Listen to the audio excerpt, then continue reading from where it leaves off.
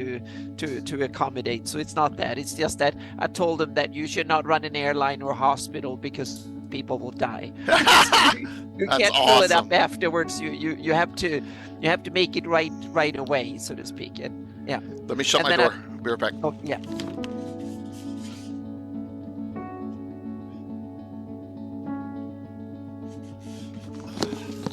Okay, I'm back. Yes, I told the guy that was the manager of the tech section there, support and stuff, that whatever they pay you, they should pay you more, because he was completely exhausted. It was Black Friday and Saturday. He was like, there was like an army of salespeople and only like 3 or 4 working on that side, and they got all the issues and stuff. And then he said, well, you should have ordered it earlier. I ordered it 2 weeks ago and paid for it. Thanks to you guys being so lazy. Oh my gosh. It wasn't done until now. And it was, the other funny thing was that when I said, well, we displaced it, and then it ended up in another computer, those parts in the meantime. And I said, well, so you took my parts that I paid for this other computer. And they looked at each other like, never thought about that. It's like, okay, you took my parts because they were my parts. I paid for it. And you put that in someone else's computer. Now you find some parts for me quickly. That's crazy stuff. And they did, but they didn't even realize that it was like one hand, because the computer technicians, I said, they say paid for the stickers you put on all the stuff. Unbelievable. Yeah. Oh, we just misplaced it. Was I? No. Yeah. Yeah. Sorry, yes. We so misplaced it was funny. I had a lot of fun though. I kind of like when people are dumber than me. I kind of like that sometimes. It was not that they were dumb, but they were unorganized. Well, yeah. I mean, it's so I actually had some fun. There are few people that enjoy stuff like that, but I actually do. For some kind of very silly reason, I kind of like it. You like chaos sometimes. Yeah, when I'm in the position, I can actually yell at people and laugh at them. And it makes me feel superior. Hey, your mom. Hey, Gargamon. Thanks for the early raid there. We're just getting started. Early time, 6:30 start, because we're finishing at 8:30 tonight. So. Yep. I'm logging into stuff here too. So yeah. Thank you so very much. Sound check. Sound good out there, everyone? I hope so. It sounds good here, but yeah, we'll see. Yeah.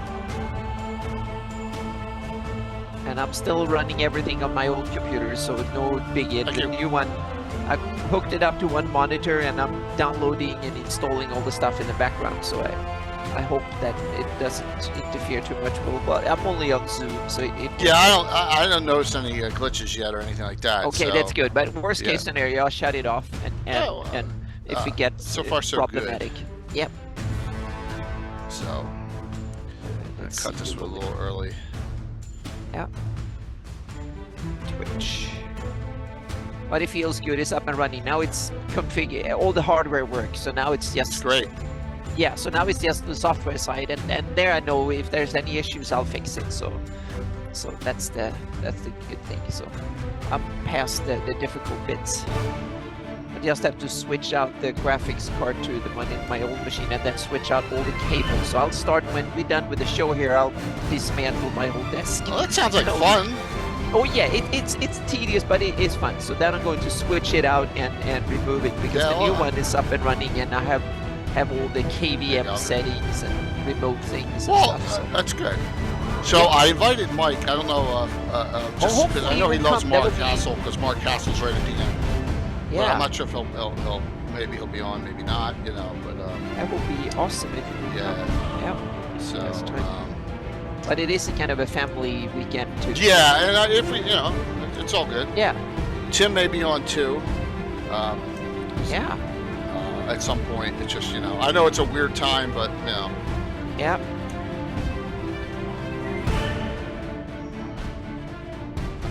I can be a weird guy sometimes.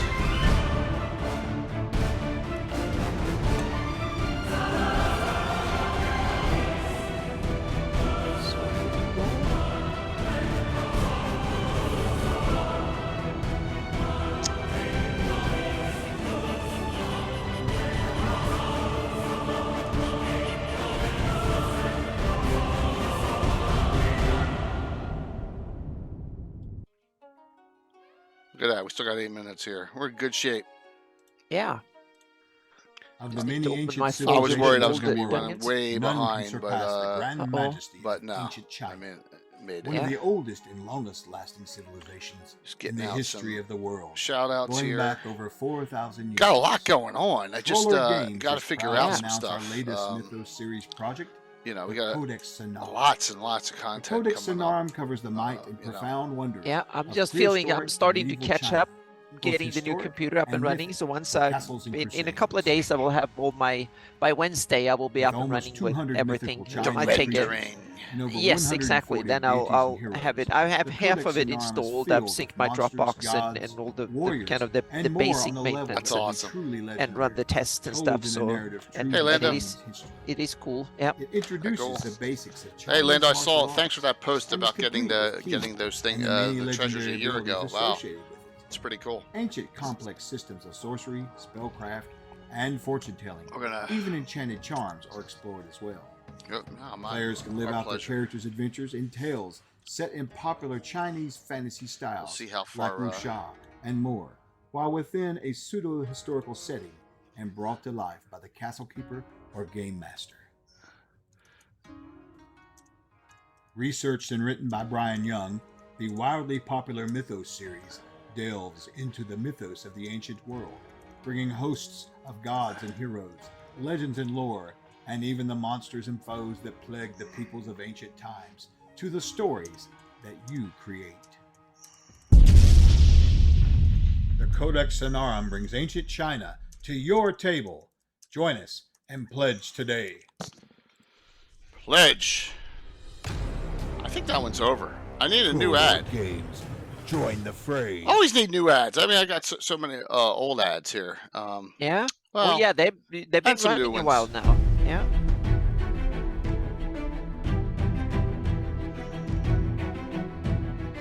Well, that's cool. I got that. I got this on the 10th. I got the Winter's Fest I'm doing with Predators and Riffs. So got a good cast there. Hey, Josh. Yeah, I know we're starting early. But deal with it. Hey, JR.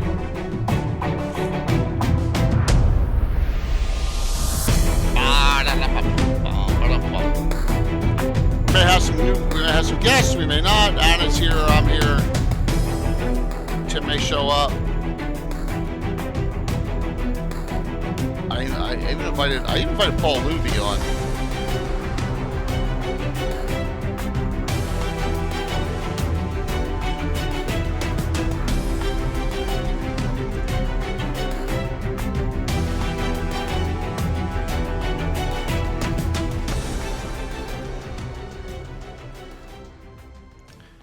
Awesome.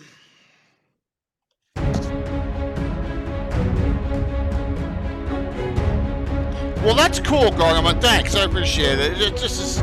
Normally we're 7 to 9, but you know, it's for selfish reasons. I'm doing it tonight, but that's okay. I'm actually gonna be heading out afterwards, hopping on in my car. But it's not a big deal. But I really appreciate the raid in.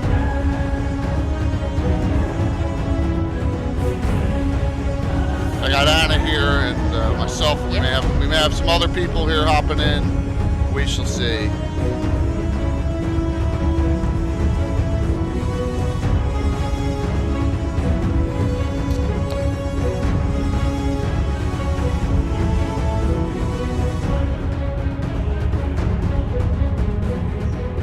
Paul Luby's like, well, I'm so unprepared. I'm like, we're always all unprepared.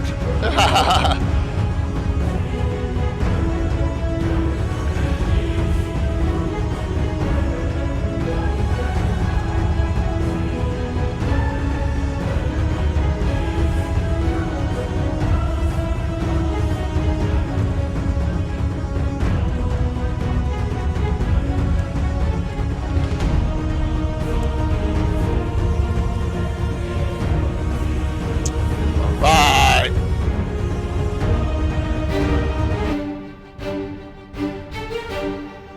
Tonight. We continue our.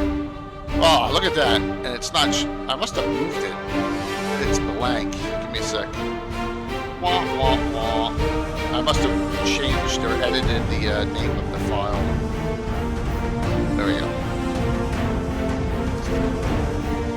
Number 223.6. So, yeah, some more dungeons tonight. I got some great stuff tonight. What's going on, dude? Thanks for hopping on early. It's probably better for you, too, in the UK.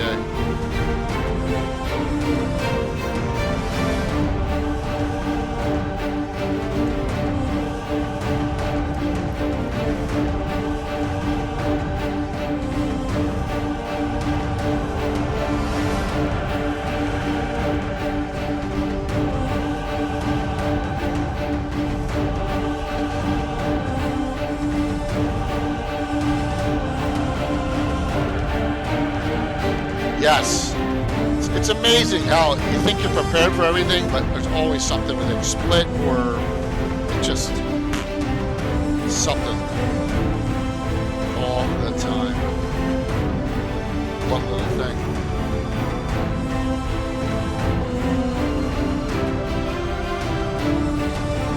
Alright. Plus I'm going to set up. I'm going to come live and do a couple quick things here, but that's fine. Look at that. We're 2 minutes early, even for 6:30. My gosh. Good evening, everyone. A nice bright and 6:30 in Eastern time here, 3:30 for Anna. I'm Jay Killer Gazumba with me, Anna Meyer. We may see the ever mysterious Tim. We may see Greyhawk Mike. And you never know. I'm trying to convince Paul Luby to hop on because we're really discussing something huge he did. But hey, he's like, I'm not prepared. I'm like, we're never prepared. Exactly. We are flying blind here. Yep. Yeah, absolutely. So one thing, I don't know if I have this set up for, I should have had this set up for a shout out, or I'm going to try and find it. Let me go to, do you all know what happened with Reaper Miniatures? Here, yep, let me go here. So, oh, what a time to hit a wrong button. There we go. That's all he needs, a tongue throughout. So Ed Pugh, the owner, passed. Yeah. So I saw that. It was 64. Yep. It's sad. Exactly. Epic and Lando. It's sad. Yeah. I never met Ed in person, but because I never went to those Reaper cons. But he was such a nice person, and they always, whatever I have ever asked for, they've always given. I've only heard so many wonderful anecdotes from his people interacted with him and how he supported others and stuff. So yeah, he seemed to be an amazing community member and person in general. Yeah. So we wish his family all the best and the Reaper family all the best. And it was a sad thing, and they said it was after a short illness. So. Yeah, he was one of several owners of I think he had. There's two. There was co-owners. Okay. Yeah, but Ed was like at the top of the line. So there's there. continued. He was not the sole owner of. Yeah, I don't think so. Oh yeah, Reaper's going to be good. going on. Yeah, with that's that good. crew. Yeah, I haven't heard. So there would be no too much disruption and stuff. No, I don't think so. I think they're all in shock. But other than that, sure, of course. Hear, yeah. I've just said sorry for lost a lot of things. A lot of the posts have gone up the last couple of days, but really sorry to hear that. But I wanted to shout that out. That someone that will be missed in the community is Ed Pugh. So all right. So tonight, 107 to 112. Now, I did my research a little bit. Yeah, it is Skagith, and it's good to see you, man. Good.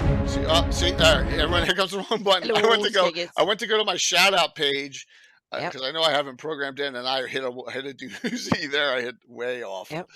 Bing, bing, bing. Hey, Skagith. Yep. 107th. You 107 to 112 tonight. Yeah. And so the giveaway. Let me set this up. If you're not in the continental U.S., I'll work out some kind of gift cards. But we're going to be doing this. Let me set this up first. Hopefully I don't crash the stream now. Yes, that's going to even be my number one internal thing. It's going to take away the turtle one and the raid one. And the Night of Yuluk one pretty soon. The button, the bad button. So let me set this up. So if you recall when we did the Mar Castle one on Legends of Zelora a while back. Mike gave me a bunch of these originals. Okay, and this is dungeon. Several of them. Yeah, this is Dungeon 112. Oh, that's a good really one. nice condition. So we're gonna give out Dungeon 112 Mar Castle out tonight. This is not signed. There was one put signed your one. mic down a bit, so let's see here. It's falling on me. Okay, now it's good. So, yep. So there you go. So that'll be tonight. Great. And then if we, get a certain level hype train, maybe I'll throw in some other things there. And yep. And once again, please always give us a follow here. We just surpassed 9,300 on our way to the mystical 10,000. Won't get it before the end of the year, but we'll have it sometime in 2023. Hey, darling. Good Hello. to see you. Darling will be one of our great players coming up on December 10th. So I'm working on a special guest for that game. So we got Darling and Bones and Mike Disney and Taran and Stiletto Assassins. We got a great group, and I'm working on one or two others. So hopefully that'll go. And look at that, nice crowd for coming in half hour early. All right, so some ironic things from these adventures. I ran 2 adventures between 107 and 112 in my campaign, and neither of them are Greyhawk out of these dungeons. So there are dungeon adventures in this Greyhawk. I did not run a single Greyhawk-based adventure. Hey, Groovy, good to see you. In these ones, but the content's still fantastic. Now the first 2, number 107 and 108, not so much. Okay, but the rest of them are pretty good. So why don't we get cranking here? We're on a hard stop at 8:30. So, but I think we'll have no problem getting there, Anna. And I'll keep on looking up to see if anyone else is hopping on. I'm like looking up at the top. Yep. So I don't. All right. So it looks like Paul Luby's going to come on. He's trying to set up his camera and all. He's going to hop on. So we can talk. Yes. Awesome. Yes. What a surprise. Yes, that'd be awesome if you can do it. Yeah, that's why I keep on checking my Discord, everyone. Yep, it's a bit late, early there, late or whatever. Yeah. Yeah, but I told him Woe Singer he is in Discord, everyone. If you don't know, that's Paul Luby. So all right, 107. You see this here? Greyhawk's Blake Madge Evard on the cover. That's about it. That is about it for what is in this 107. Well, it's mentioned on the cover, so that's something. Yes. But there's not much. And if you go into this issue, there's a picture of actually what Hang on a second. Isn't that spelled with W? That's Evard. Evard's Black Tentacles. Oh, Evard's Black. Yeah, okay, it's Evard. Gotcha. Yeah, it's yeah, Evard. I just saw Eward and I was like thinking about the mage, but no, that's not true. No, this is Evard, who's also a mage. Now we go to let's go first here. We'll go here to page 12. Russell Brown, Mellorn Hospitality, and why? We'll go here real quick because I ran this one. Number 485. Now I think I've said this. 2004, 2005 are like my 2 worst years of DMing. Does anyone out there know why? I was really not a very good World of yes. I was playing World of Warcraft like crazy in those years, and I just was running adventures at that time. It was the 4th edition era. It was. You can blame it on 4th edition. Well, you're one of the few that can't, but the rest of us can blame it on 4th edition. Yeah. I blame it on WoW, so was not a good time. Well, I think Wizard of the Coast can blame 4th edition on WoW too, because they were trying to do a tabletop version of a multi-MMRP. You're dead on. RPG. Now, what enticed me about this adventure is that creature right on the cover, which is one of these awesome, I think Monster Manual 2 monsters, the Varghoul, that if they bite you, they permanently take away hit points. Which is really disgusting. Yeah. Yeah. So. But they are kind of cool. Those huge bats are they're very appealing from a monster standpoint, so to speak. They're. Yeah. So Mellorn Hospitality. Once again, this is before my time of logging which adventuring group, location, anything. So I can't even remember. But I do know that I like some of the creatures that were in here, and I think there's a lot of Planescape style adventures in here where you can go to other planes here. Yeah. Well, thanks, Sure. Yeah, but I wish that I did more than just write. Like here, I'll show you real quick. Yeah. Dale, I really wish. It's one of those things. What do you wish upon, like, that you did better? And that was, I wish I kept more detail than what I have now. Does that make any sense? Yeah.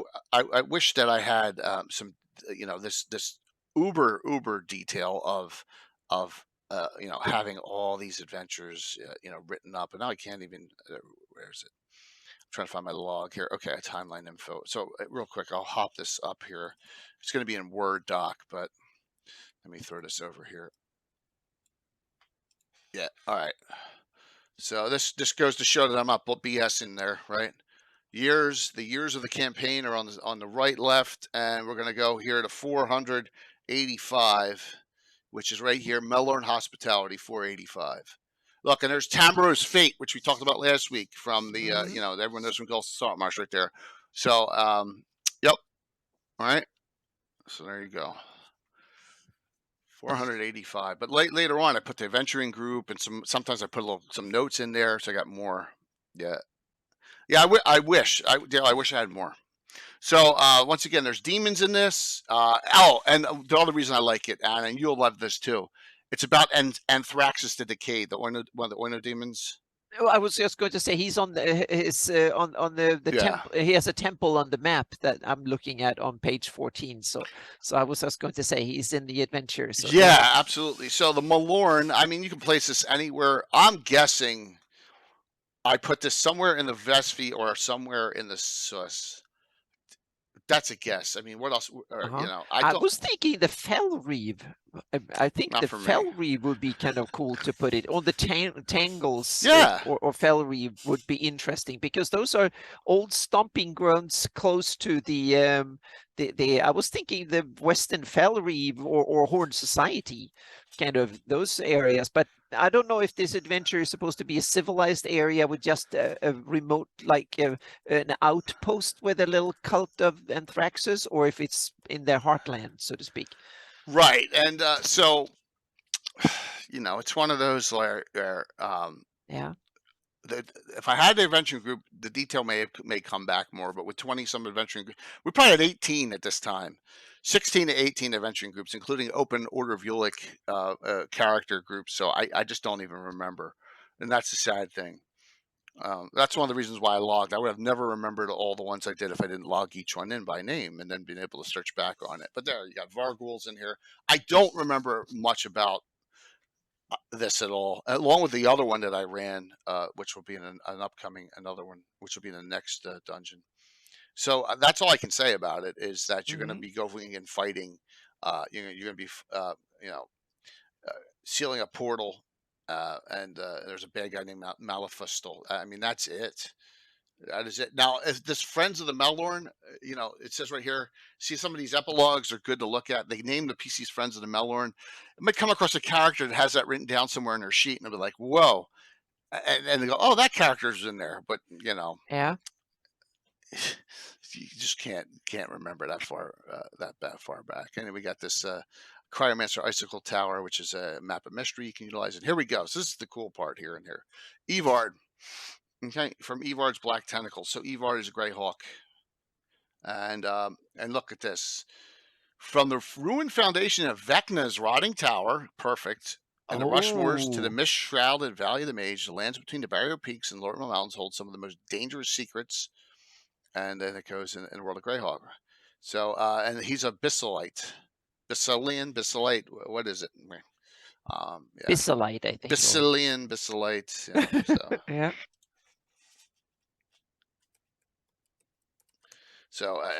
So, Paul's still working on it. So he said, "Give me a couple minutes." I'm like, "Cool," because we're not even out of the first one yet. Yeah. So, so here's Evard's stats. Conjurer 16th, so 16th level spellcaster. Yeah. Which is pretty nasty. And a lot of spells. So he doesn't have 9th level spells, but he has 8th level spells. But it's cool because he's the guy behind the tentacles. And absolutely. Stuff, so and here it is, Evard's Black Tentacles here. He also has one of Mike's favorite spells, Abby Dalsum's Hard Wilting. He has see, now this is 3rd edition, so he has an Evards at 8th level, extended and widened. I don't know if and then maze, but there is a new spell in here. Evards All-Seeing Worm. She can add another spell to the repertoire. Oh, Yeah. yep. So, yep, it's pretty gross. That's good. Yeah, it is. Yeah, it's pretty It's a gross. conjuration. If the worm is placed in a living creature's mouth before the worm dies, it immediately burrows into the creature's brain. The creature can make a fortitude saving throw, in which case it worked. Otherwise, the creature takes 1 point of damage and becomes nauseated for 1 to 6 rounds. So it's basically a parasite worm. It goes, it gets put into you.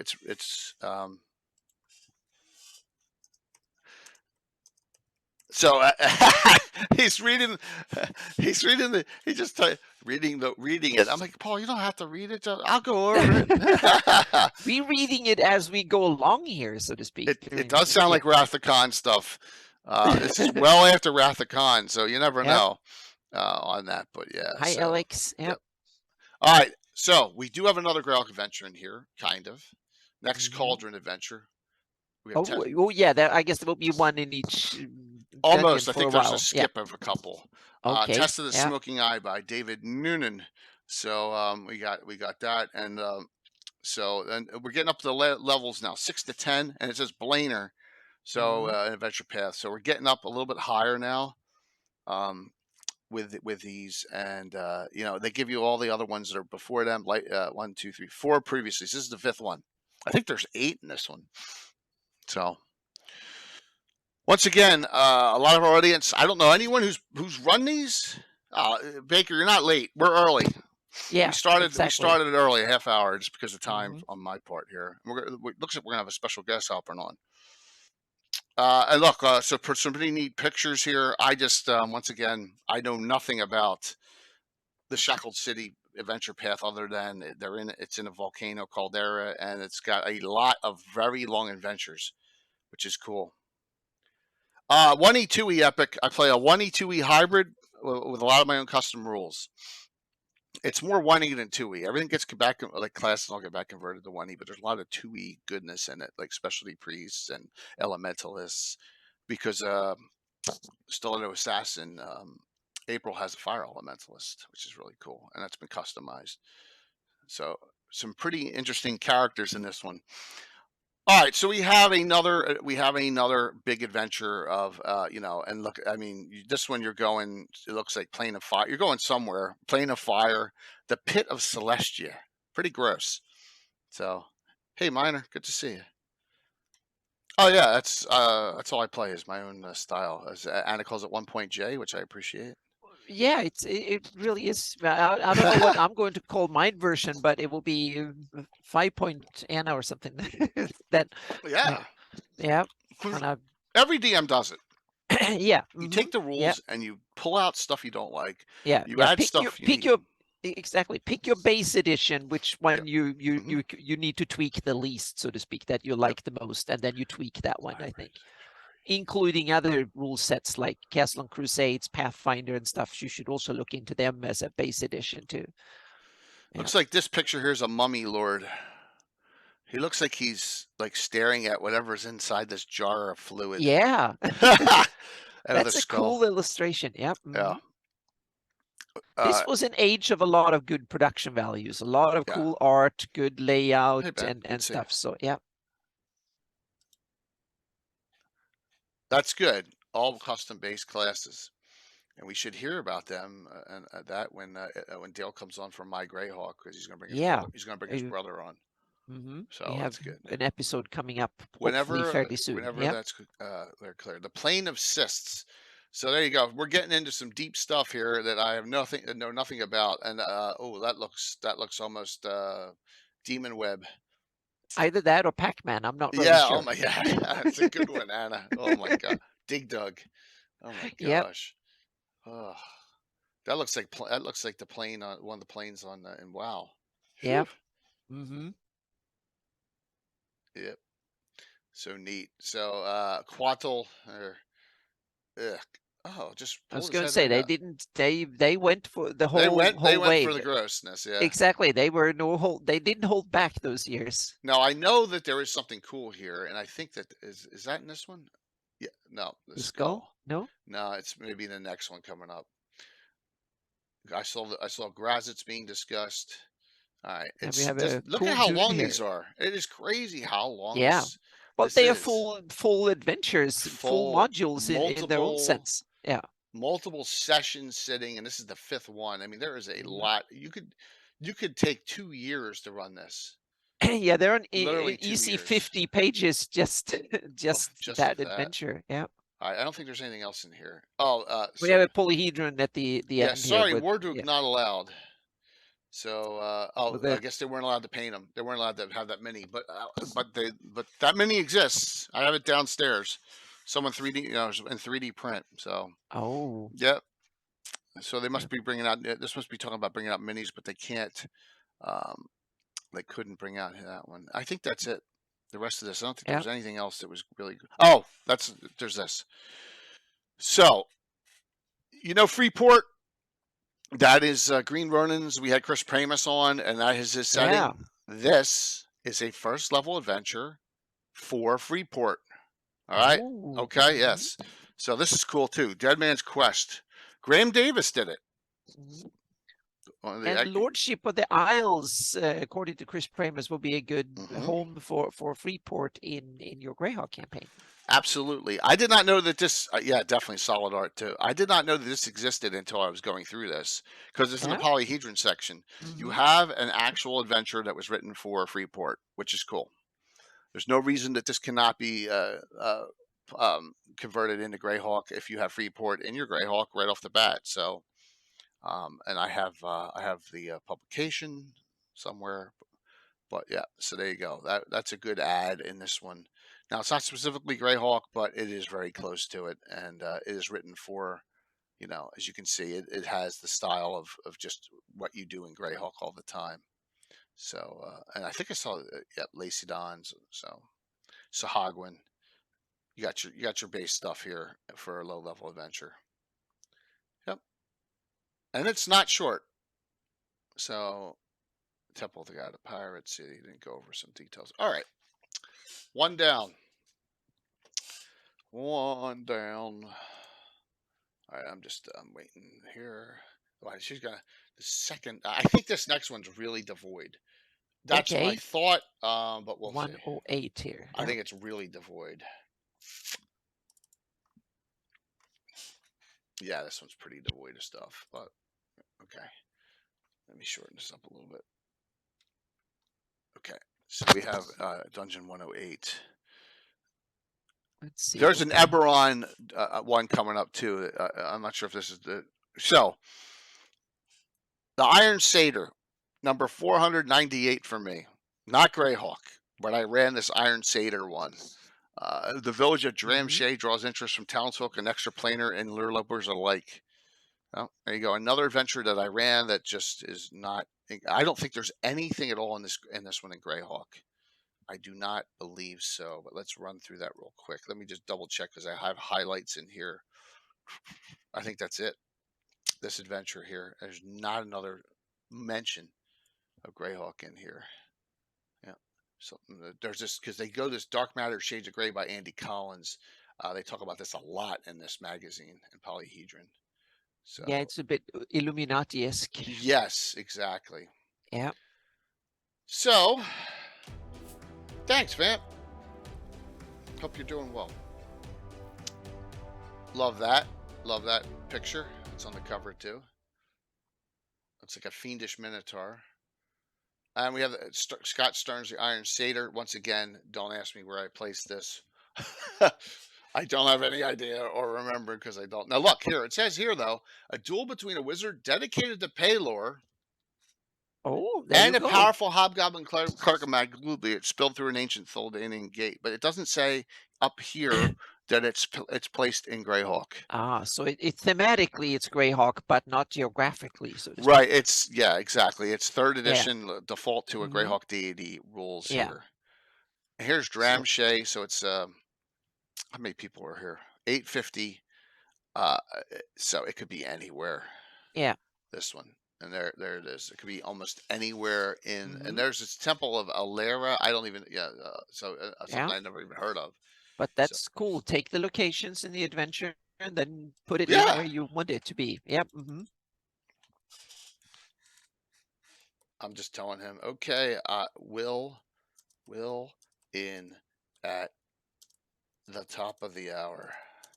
I love the Thuldadin portal key on page 24. It looks really cool with two little heads in one end. I don't know what it's supposed to do. What's that? It's on page 24. There's a key, the next page after Okay, they're really good looking, two pages, a couple of pages after the wonderful village map. But there is a on the right next page. There you go. That portal key looks really cool. That I don't know exactly how it functions, but yeah. Mm-hmm. The key itself is an oblong silver brooch with a head on each Yeah. end. Mm-hmm. One end depicts a kind shouting goblinite face. Yeah, it's kind of cool. You can have a key, so when you use it, the key screams or something. That's kind of when you puts in that's a neat idea. I'm going to steal that idea. And the other side's a weeping elf. Yeah, it's kind of it's really cool to have the magic items with an attitude and some stuff like that. That's really cool. That's kind of awesome. Yeah.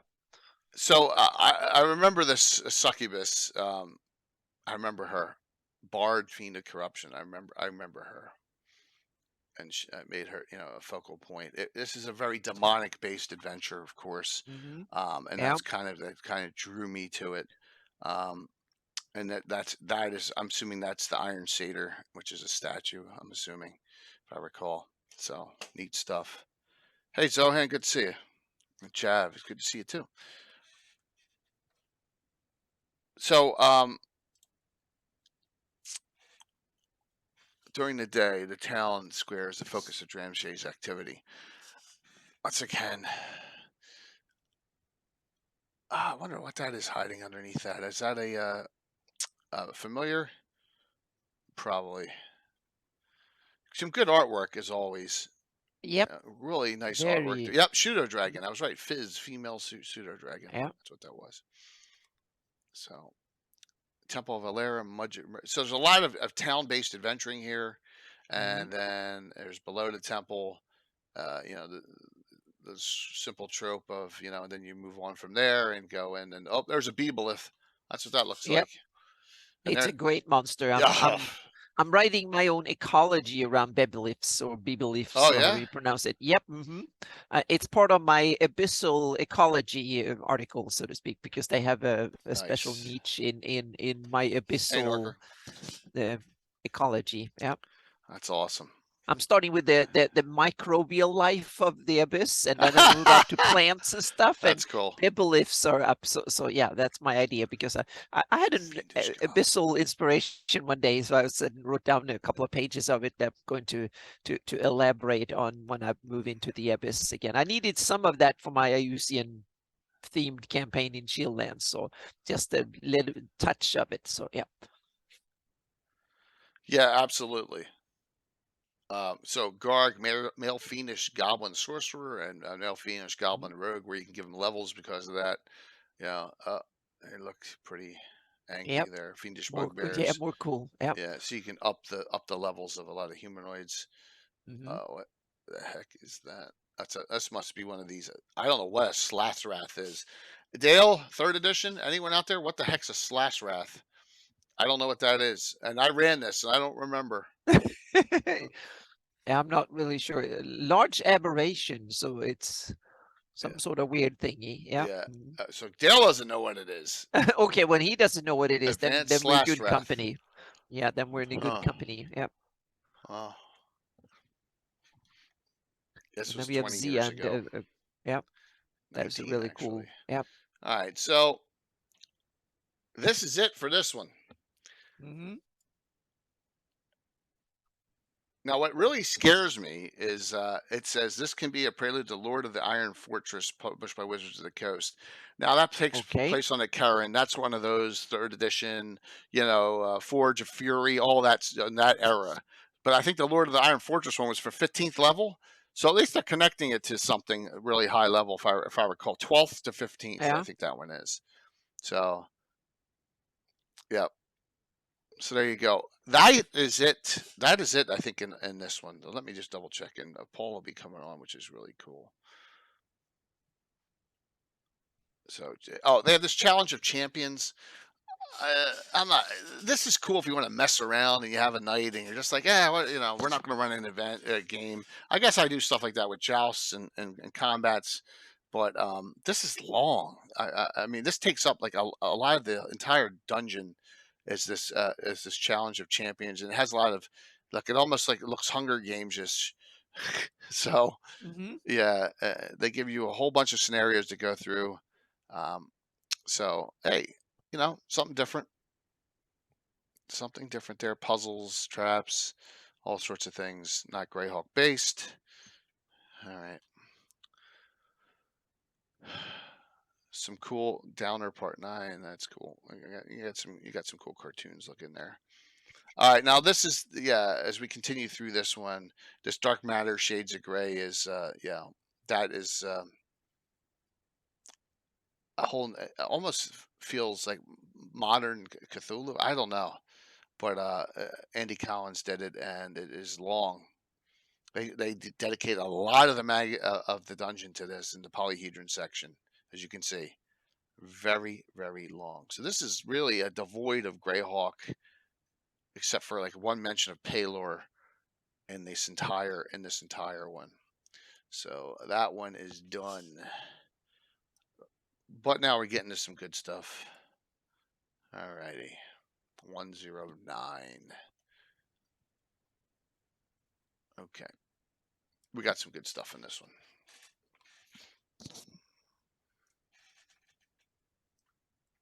Is that what Saucer Lake modified Gehennan worms? Flies predator. Okay.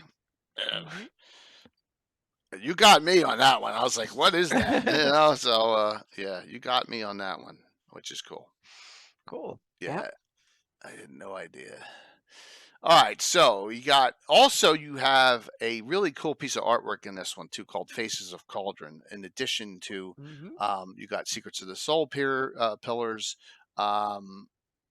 You also have another. No, that's not it. There's a Greyhawk one coming up that I did not. I'm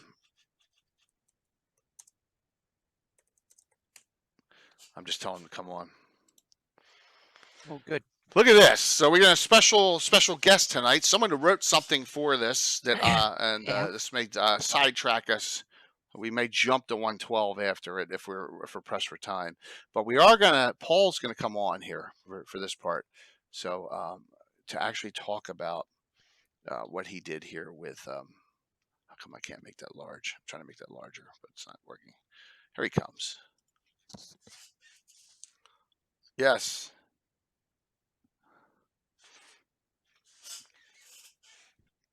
Dun dun dun dun dun.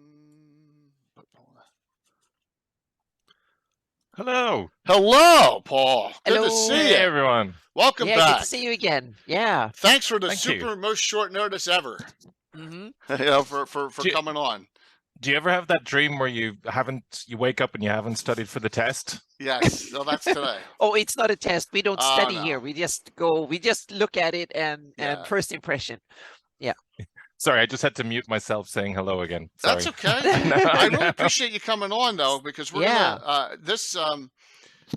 let's burn through the rest of this and we'll get to Hardby here on this on number 109. Who asked you to do this, Paul? Eric Mona.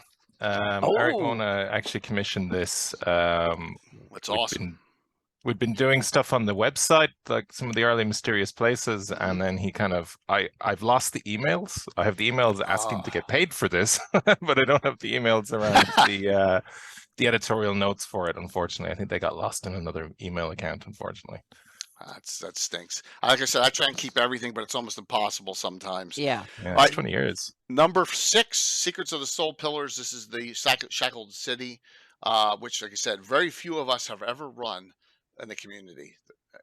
A couple of people ran the first 2, and that was it. So once again, I don't know much about what goes on in this one, but They're starting at 12th, 13th, 14th level at the conclusion. So we're getting up to super high levels in Cauldron.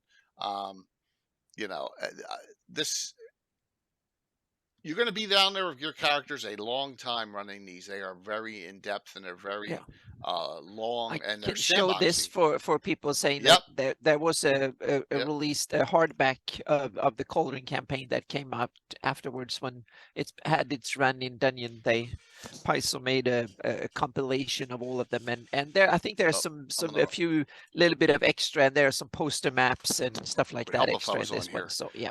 It would help if I was here so you could see what I was talking about. So, Secrets of the Soul Pillars. Okay. Now, this is cool. We get to this point, and a Temple of Ouija, according to Leonard. But there's a full temple here, detailed. And there's no reason why you couldn't pilfer this and use this somewhere else in your campaign. So, thank you for the follow. I am crazy. Yes. So pretty neat. I don't know what that is though in the temple. That's interesting. It looks like some kind of demonic face. It's the holy symbol of. This is the holy symbol of Ouija? It's Really? It's the one they did for 2E, I think. Really? If you look at the cover of the player's it's on guide. the side though. So yeah. So okay. It's yeah. It's I did not know that. Okay, you taught me something. It there, is. Paul. See, that's what Paul knows. Paul's gonna be great on this one. Just hitting me up. Boom. I did not know that. It's part of the Sassorine, one of the symbols, I think, from Sassorine that put in the shield, the little bit of. It's detailed in here, so you got a lot of cool things. Secrets revealed. So the ruins of Karen Corral. I wish we had some people that in the community that ran it and had a reference point, because but remember, it got retconned back after it was completed in the Greyhawk, and it didn't happen right away either, because Age of Worms came out, and then they did Savage Tide, and then they kind of added it back in. Correct on that, Anna and Paul? Is that the way it went on this? I think so. They didn't add it in when Age of Worms came out. They added it in when Savage Tide came out. Yeah, exactly. Yeah. Correct. Yeah. Yeah. So they did that was like a cover map of the area where you showed the relation between things, and that's the one I used for base for my map. Yep, Library of Souls. So it looks like wow, and these just go on and on and on. Necromantic. They got some cool monsters in here. Ice Vein Corpse, Necromantic Mist. Now this is cool. Yeah. I like this. This is illustration by Jeff Carlisle. And this is NPCs in Cauldron. It's really a great picture. And then the next one, it shows who they are. So they're all pictured. Actually, there's 2 pages worth. So they're all pictured here in those 2. That's fantastic, just to have a visual. Some spells and stuff in here too. That's for all the characters. Yeah. I think that's a really fantastic job. So like I said, hey Bones, Eric knows his stuff when coming when doing things for the community. It's really cool. All right, I think that's it for Greyhawk, besides something really big here. Let me just make sure. This one's not. This one is definitely not. I remember going through the Devil's Box, not a Greyhawk adventure. All right, we'll skip through that because we have a guest here. I mean, look at that. That looks like that program that you can do online that's black and white. What's it called? Yeah, but I don't think this is long before that existed. So, right. So yeah, but it really, it reminds me of that style. Very base, but that's okay. I think this one. This one was a carnival.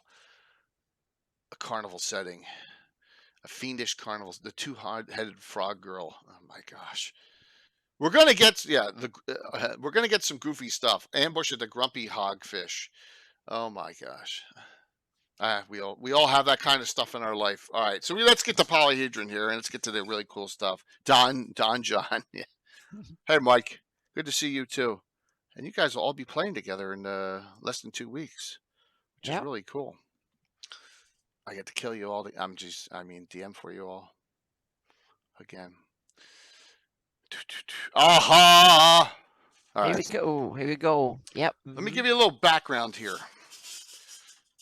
Paul. I want to show you something. So, believe it or not, I have a Hardby-based adventure I'm running starting Thursday. Here's my great notes of your Hardby, okay, and the Earth Journal Hardby, which there is one, an Earth Journal article, Earth Journal 10. Dr. Right? Muldowney, I believe, is his yes, merged together as well as I could, which is not very good. But and I tried to cross-reference it. It took me like weeks to do this, and I tried to cross-reference everything. So let me go to that adventure real quick, and I'll pop up the map and I'll show you what I did, because his map's in 2 pieces, and yours is in one full piece. Do you know who did your map? Who was your map maker? I don't. It's probably Lazaretti. It looks like this is the age of Lazaretti when he did a lot of work. Yeah. I think I it would was guess. like almost on staff or something. See, you said it wasn't going to be a test, and then you asked me questions like that. All right. Yeah, it's so, Lazaretti. So this is from the Earth Journal, and there's a lot. This is in 2 pieces. I used my skills at Photoshop. I was just going to say that's not Lazaretti. No, this is from, and notice I've color coded. I've color coded But all it's the a good one. locations. It's a good one. It's a nice map. Yeah, it's a good map. Yeah. Well, it is, but there's no wall around Hardby in this one. So if you note here in Paul's, his locations I've marked and I've color coded them based on bar or business or temple or inn. Yeah. And I've done that on that one too, and I've cross-referenced both of them, and I use both of them. So what a convoluted mess I've made. But I didn't do this with the Earth Journal one until this came out. So this we were doing Greyhawk adventuring in Altamira, a little bit of Altamira at this time, but mostly Greyhawk City. And when this Paul came out, I was like, we can put adventuring groups in Hardby now because of this. Awesome. Yes. So here it is, Paul. Tell us your thoughts on how you got this thing rolling. Well, I mean, you keep saying this is my stuff, but I think I said to you when we were talking beforehand, this is really most of this, like 80% of this, probably 90% of this is collated from other people's work. So everyone from Gary Gygax, Carl Sargent, then Sean Reynolds and Chris Pramas had a go at this. Like Yavka Gernitskier, I believe, is Fred Weining's creation. It's from one of the earlier Living Greyhawk journals. Yeah, Yavka Gernitskier. Yep. Mm-hmm. Yeah, so there's a lot of other people's work in this. So I cannot in any way take credit for this. And it was Eric Mona who, like I said, commissioned this, and he threw me a sheaf of notes, which I tried to find and I couldn't find, unfortunately, what he kind of had ideas he had for the place. So my job here was really just to take all of these disparate sources and pull them together into one, pretty definitive, hopefully definitive article. Well, not quite, because there's one in OJ2 or OJ10. So yeah, it was interesting, and it's there's a big responsibility when you're taking something, especially something as beloved as Hardby, and you need to pull all of those canon sources and not screw it up. You don't want to miss anything. You don't want to misrepresent anything. You don't want to spoil anything that people really love. But you also do then want to add, you just don't want to be a catalog of sources. You want to add your own little bit of cherry on top. And also weaving them together and we kind of work out the inconsistencies and patch over them so they kind of fit together and stuff. But it's brilliant. So talking about the great thing I like about this article, it goes into detail on how the Greyhawk and the Throne of Wood set up, which really helps you, because now you got, this makes sense. How can I incorporate it into my game? For example, so the group I have, for example, the Hardby regulars, which are running this Thursday, I have an NPC, and here are the 6 families: Norbalos, Gernishgir, Jonish, Havalos, Mainham, and the 6th Longland, which took the place of Zagig, Yagarani. Yeah. I have Kiri Longland. Alan has Kate Longland, and my friend Walt has, what's her name? I got him right here, but she has a Gernishgir.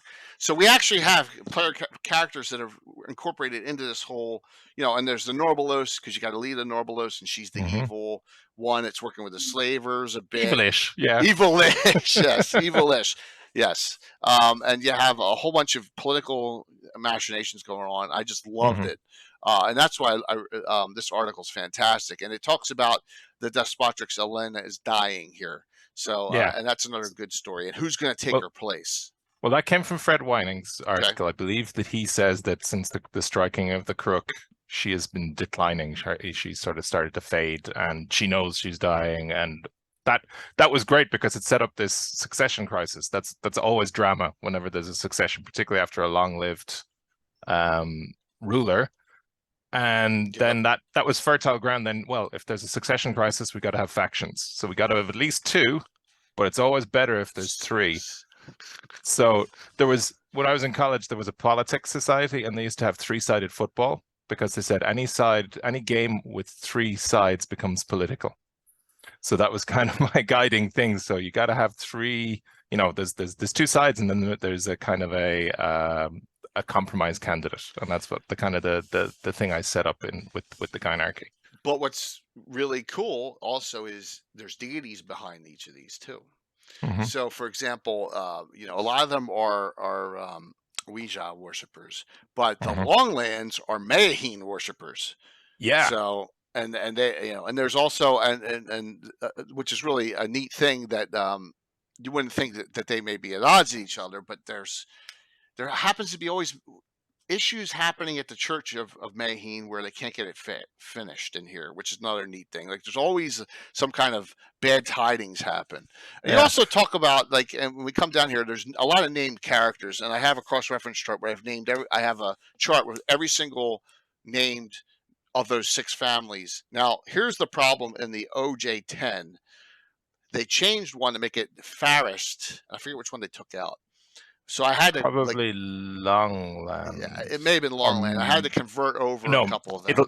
It'll be Mayhem because that's the one I added. Okay, it'll be the Mayhems. Yeah, you're right on that. Absolutely. Yeah. But that one had to do a little changing. It was not a big deal. So good background here on the Merchants Alliance too. As we continue on this, and good chronology here, so you get an idea of what's going on. Nice maps. I know you have a map here that's, it shows you the eastern side mostly, because you do have in the Slavers, you got one of the best maps showing the entire Woolly Bay area in the Slavers reference. But this is a really good one too. And the Slavers map was pretty much the basis for this. Yep. I don't know if I looked at the one in Starcairns. There's actually some extra settlements out in Starcairns that aren't named. If you look at the Starcairns, the inside of the Starcairns map, there's settlements out there beyond Ogremount that are placed but not named. I guess they're there for GMs to do with as they will. Very but true. I don't know if I was aware of those at the time, because if I had been, I would have detailed them. But yeah. So if we cross-reference that with Anna's piece, and I'm going to bring out my Hardby area, so we don't have to bring the 1 second here. And so Anna's added. Here we go. Okay. Yeah, and you can see they're all those from that map are on this area with a couple added. It is a kind of a very hectic place with a lot of stuff in there. So it was. I had to cram it in, so it really deserves a detailed study in the future. So it does. Yeah. Area.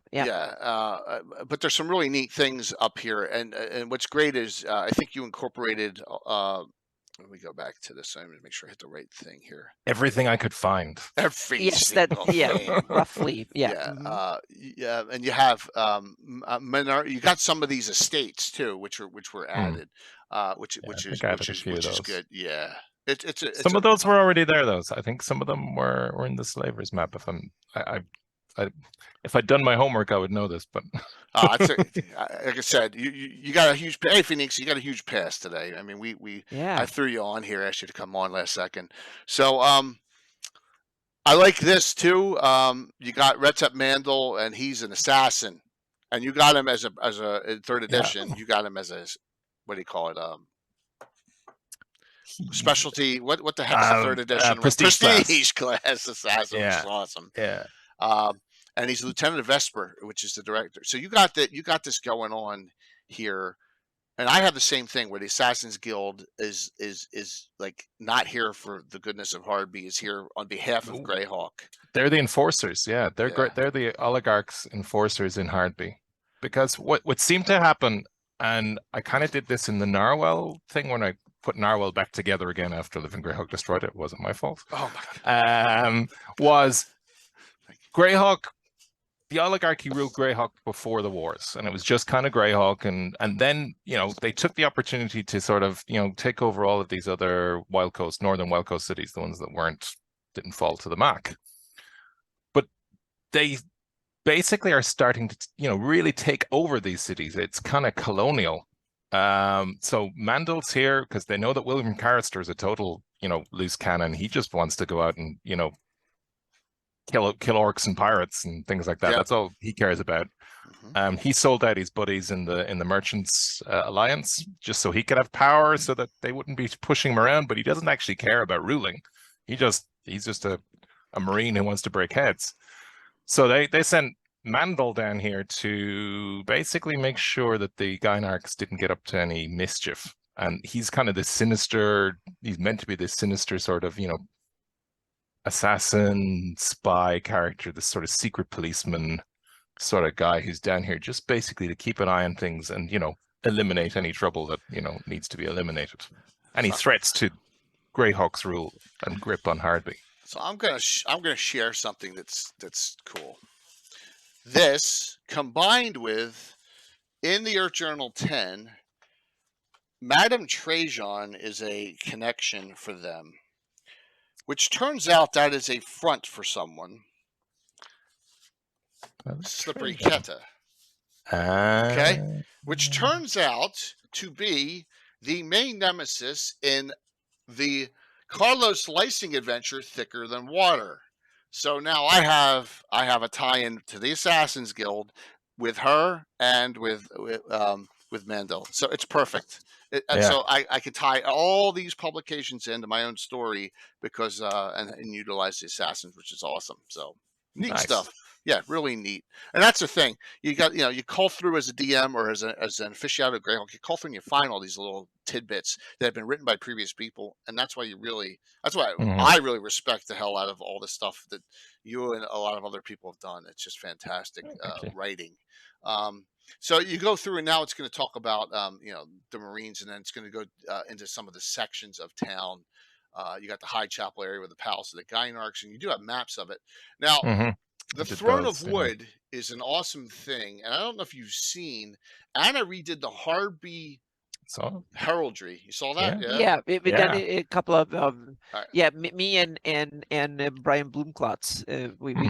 We worked. He did a version with the lotus flower and stuff, and I tweaked it a little bit by adding the wooden throne because I thought that would be a really good symbol of that recognized Hardby. Everybody should know it, so to speak. It's no, it's awesome. I really like it. So it incorporates a little bit of the whole history of heraldry of what we had, so to speak, and I think it turned out a good design. Yeah, it's really cool. Because this is Brian's original.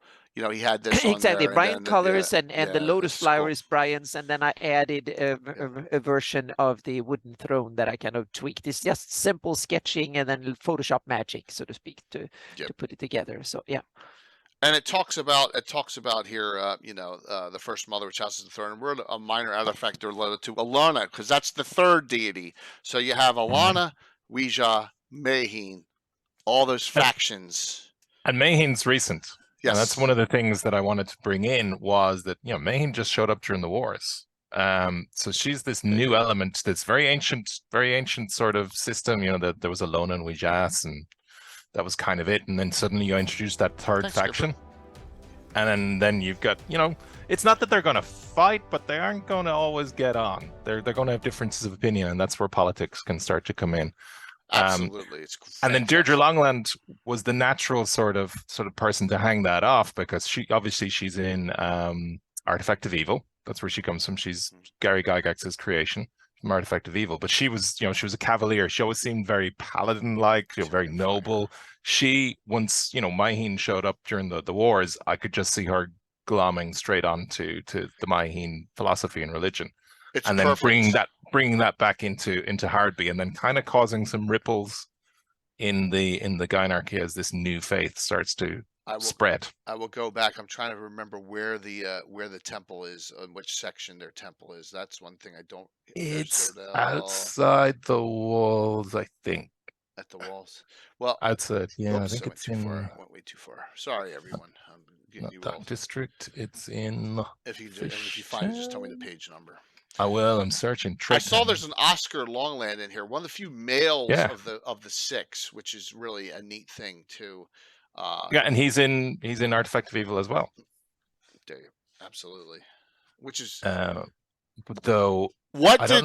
Here's my question: when you did that, did Eric go, "Oh, we shouldn't touch Gary's stuff because it's in those books," or he's like, "Go for it"? Or he was all for that. He wanted to bring all of that stuff in. It was a matter of, bringing all of that lore. Yeah, no, he was on board with that, as I recall. It was 20 years ago, but I don't. If he didn't like it, I don't think it would be in here. Now there's a Temple of Pelor too. Here's Mother Storana. You do have a Temple of Pelor in here, but not from the houses. Here's another Longland. Norne Longland. She's a Pelorian.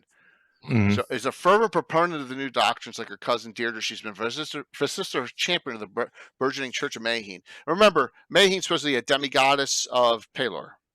Yeah. Sponsored by Pelor, came from elsewhere, a lost world maybe. We're not quite sure. And then she appeared in Chendel.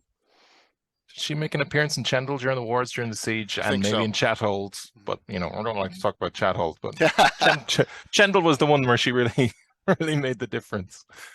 And then her, because of the state of the Flannes after the wars, there was a lot of defenders on a lot of bastions, and so Maheen spoke to those people. So page 105 is where the Redoubt of the Shield Maiden is. Awesome. And we'll swing back. I probably swung right past it. Page 105. Well, yeah, 104, should be the bottom of the page, and on into 106. Yeah, there you go. There it is. Yes. Yeah. So after her conversion during the Grok War, so she converted during the Grok Wars. She was something else. She might have been a little. I can't remember off the top of my head what she was. It's probably Alana or Pelor, one of the two, right? Probably. Yeah. Well, if it's Pelor, it's an easy side step into Maheen, because Maheen, that strong female defender on the walls, it's Hardby all over. So it would be the sort of thing that the Gynarchs would really, the more martial Gynarchs would really glom onto, I think. So level wise, I'd have to look. She is a paladin. I think I have her 10th or maybe even higher. I'd have to take a look. She gets a special thing at the end, I think. She's awesome. Is she noted under the NPC section? Yeah. Here we go. Fighter 8, Cav 4. Yeah, so I can. She's probably either 10th, 11th, or 12th in my 1E, 2E style. Yeah. Yeah. Is that right? So she's high level. Yep, there she is. Fighter Cav. Yep. Justicar of Hardby. Really neat. All right, let's swing back here a little bit. So, the third faction is genius. You're right. 3's always better. Yeah, it just works so much better. So you don't have, who's good. Goes back and forth between them all. It's a smart move. The map is awesome here. It's shown. Normally, a lot of them are turned, right? This one is showing from west to east. So. It just fits better on a vertical page. Definitely fits better on there, and shows that it is walled, but it's only a wooden palisade around the outskirts here. And the new town got palisaded probably after the wars. Yep. Here's all your locations that are in this book and in this article, which are some, and there's the palaces of the Gynarchs, and then you got a lot of different locations. Any of these stick out to you as really cool? that you really like? I like the one where isn't there an idol, a bizarre idol in one of them that There's the Camazots, which that was taken from Slavers, and that's one of the places where I added more sauce to what was already there. And I know you and Brian talked about it. It's like, why did you have to say it was Camazots? Why couldn't you just leave it? And I was like, well, that's the temptation, is that you see something and then you want to add a bit more, and maybe that was something where I added a bit too much. But heard it's a sign of the tarnished idol. Yeah. Oh, and Rugra is also, she's a Camazot's worshiper, the priestess here. Yeah. I don't know if she was in Slavers. I think it was literally like Brian said, it was just this thing with an idol, and then who knows what it is. There was something weird about the idol. But I added oh no, this is a different one. Sorry. I was thinking of the guy who had the almond tattooist as a wife. No, Rugra was in Slavers. I don't know if I think I added the Camazots thing, and the whole midnight service, and the whole Q-ish merchants disappearing in the middle of the night. Well, that's good. That'll get Gary all fired up, which is good. Gary Julian. Yeah. I mean, that was just an attempt. So the reason you add that is, to try and get a hook, and maybe, okay.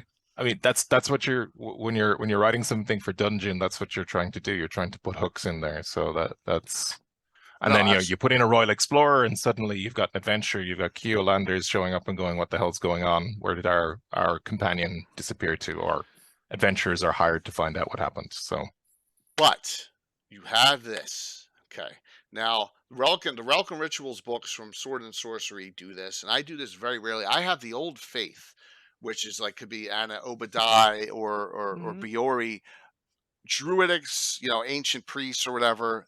With this capability, you have tattoo magic in here.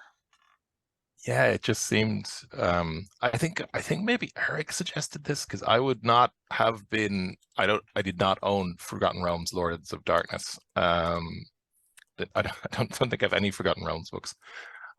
So this might have been a suggestion from Eric. That's like, hey, this is cool. You've got this tattoo stuff, because I think I had done like there's some magical tattoos, but I hadn't put rules around them. I think Eric suggested, oh well, we'll just throw in this stuff from Lords of Darkness, and it's cool. It is. I love changing up a little bit, but not going crazy where every single character has it. For example, out of all my special groups, and if you're still on, Darling's Halfling got one from an old wise woman, and has the one's called Palor's Light that'll heal her for like 2 to 9 points. She has to concentrate. Nice. Yeah, but it has to be outdoors. It has to be outdoors in the sunlight for it to actually function, and that's one of the ones that get utilized. So it's a neat little thing. It's a reward that you can give like one PC for for interacting. If you introduce the NPC that gives the tattoos, if they do something that might attract that particular PC, that's the way to do it, rather than having everyone suddenly have ink. It's like, well, suddenly it's not special anymore because everyone's got it. See, this first line will drive some of the visceral Greyhawkers. For this feat first appeared in Forgotten Realms, Lords of Darkness. We don't want that. Gary Tramp stamp magic. It's cool though. It's a little twist. It's something you can add in. You just don't overdo it. Yep. So my guess is in 2,000 characters in my campaign, PCs and NPCs, I'm going to say no more than 10 have a tattoo that's magical. That's it. So, and like I said, we know one in the Slav squad that has it. All right, so you also put in someone from the Rogues Gallery, Gormadok. Yeah, a character from the original Rogues Gallery. Yes, fat halfling here. Yes. So, and he is an agent of the Slave Lords. Gotta love it. Those nasty halflings.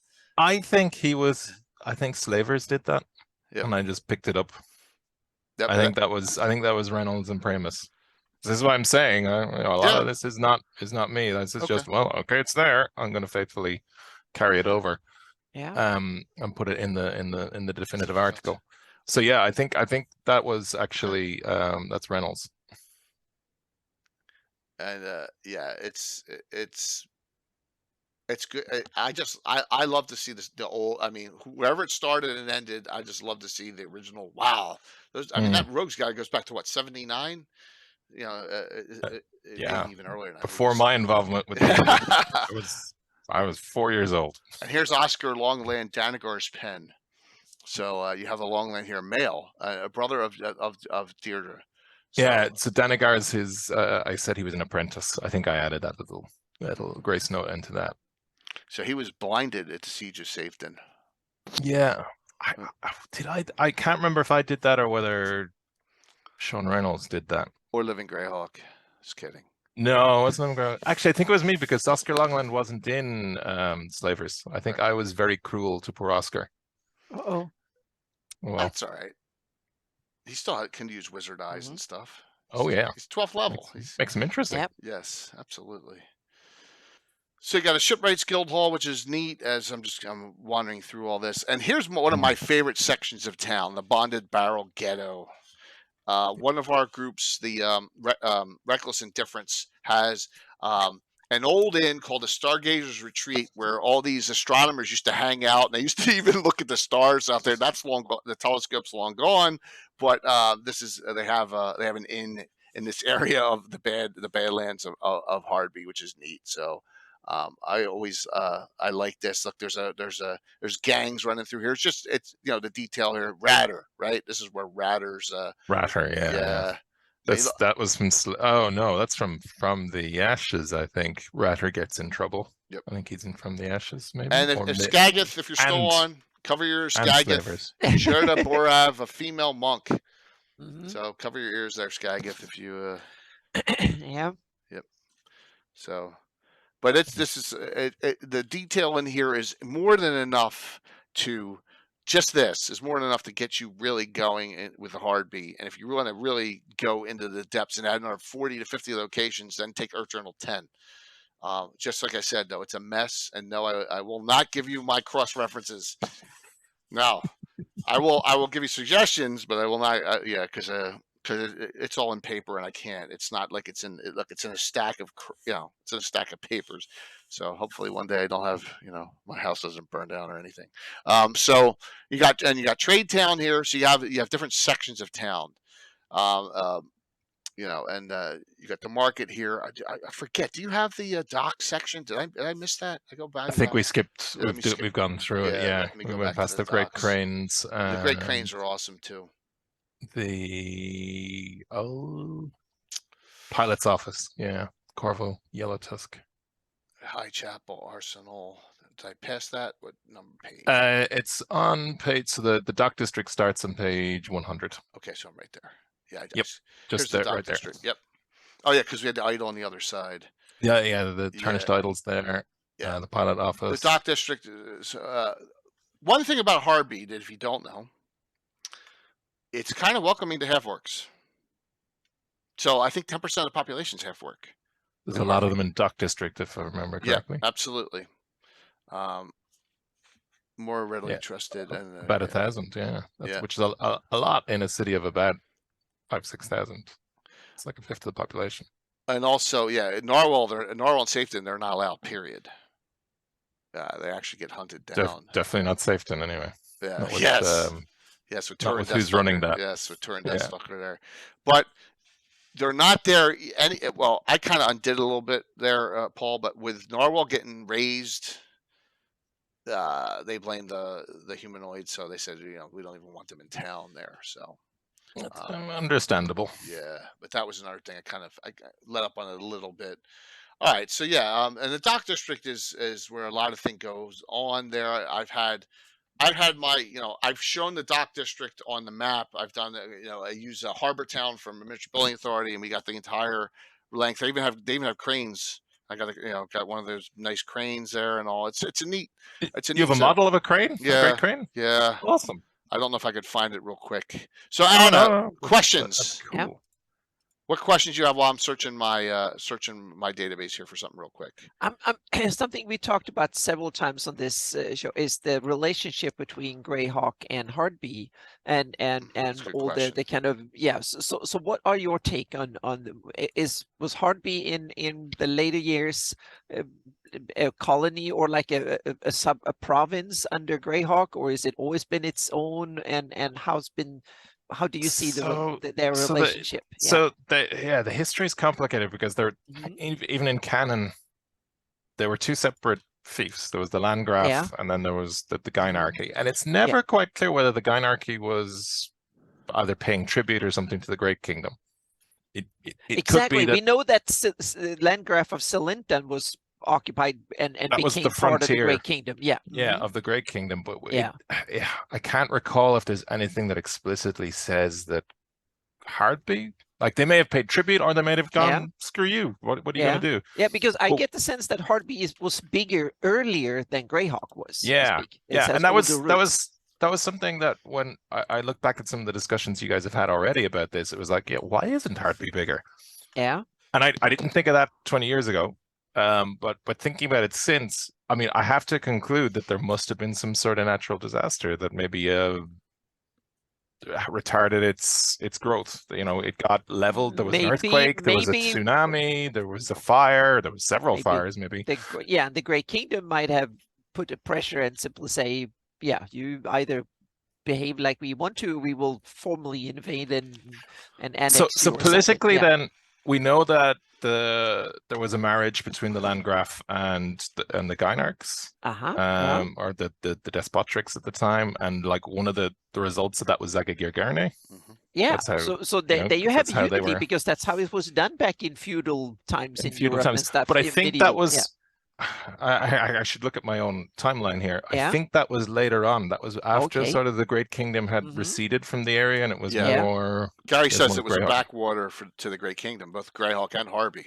Oh, okay. So it's right on the Wild Coast border. It's because most of the traffic would have gone through Near Deeve, and like the Deavers, like from Radagast or from Leukish. So this area, like it was the Wild Coast, like you've said in streams before. But I think that's what set it back. I think there must have been some disaster.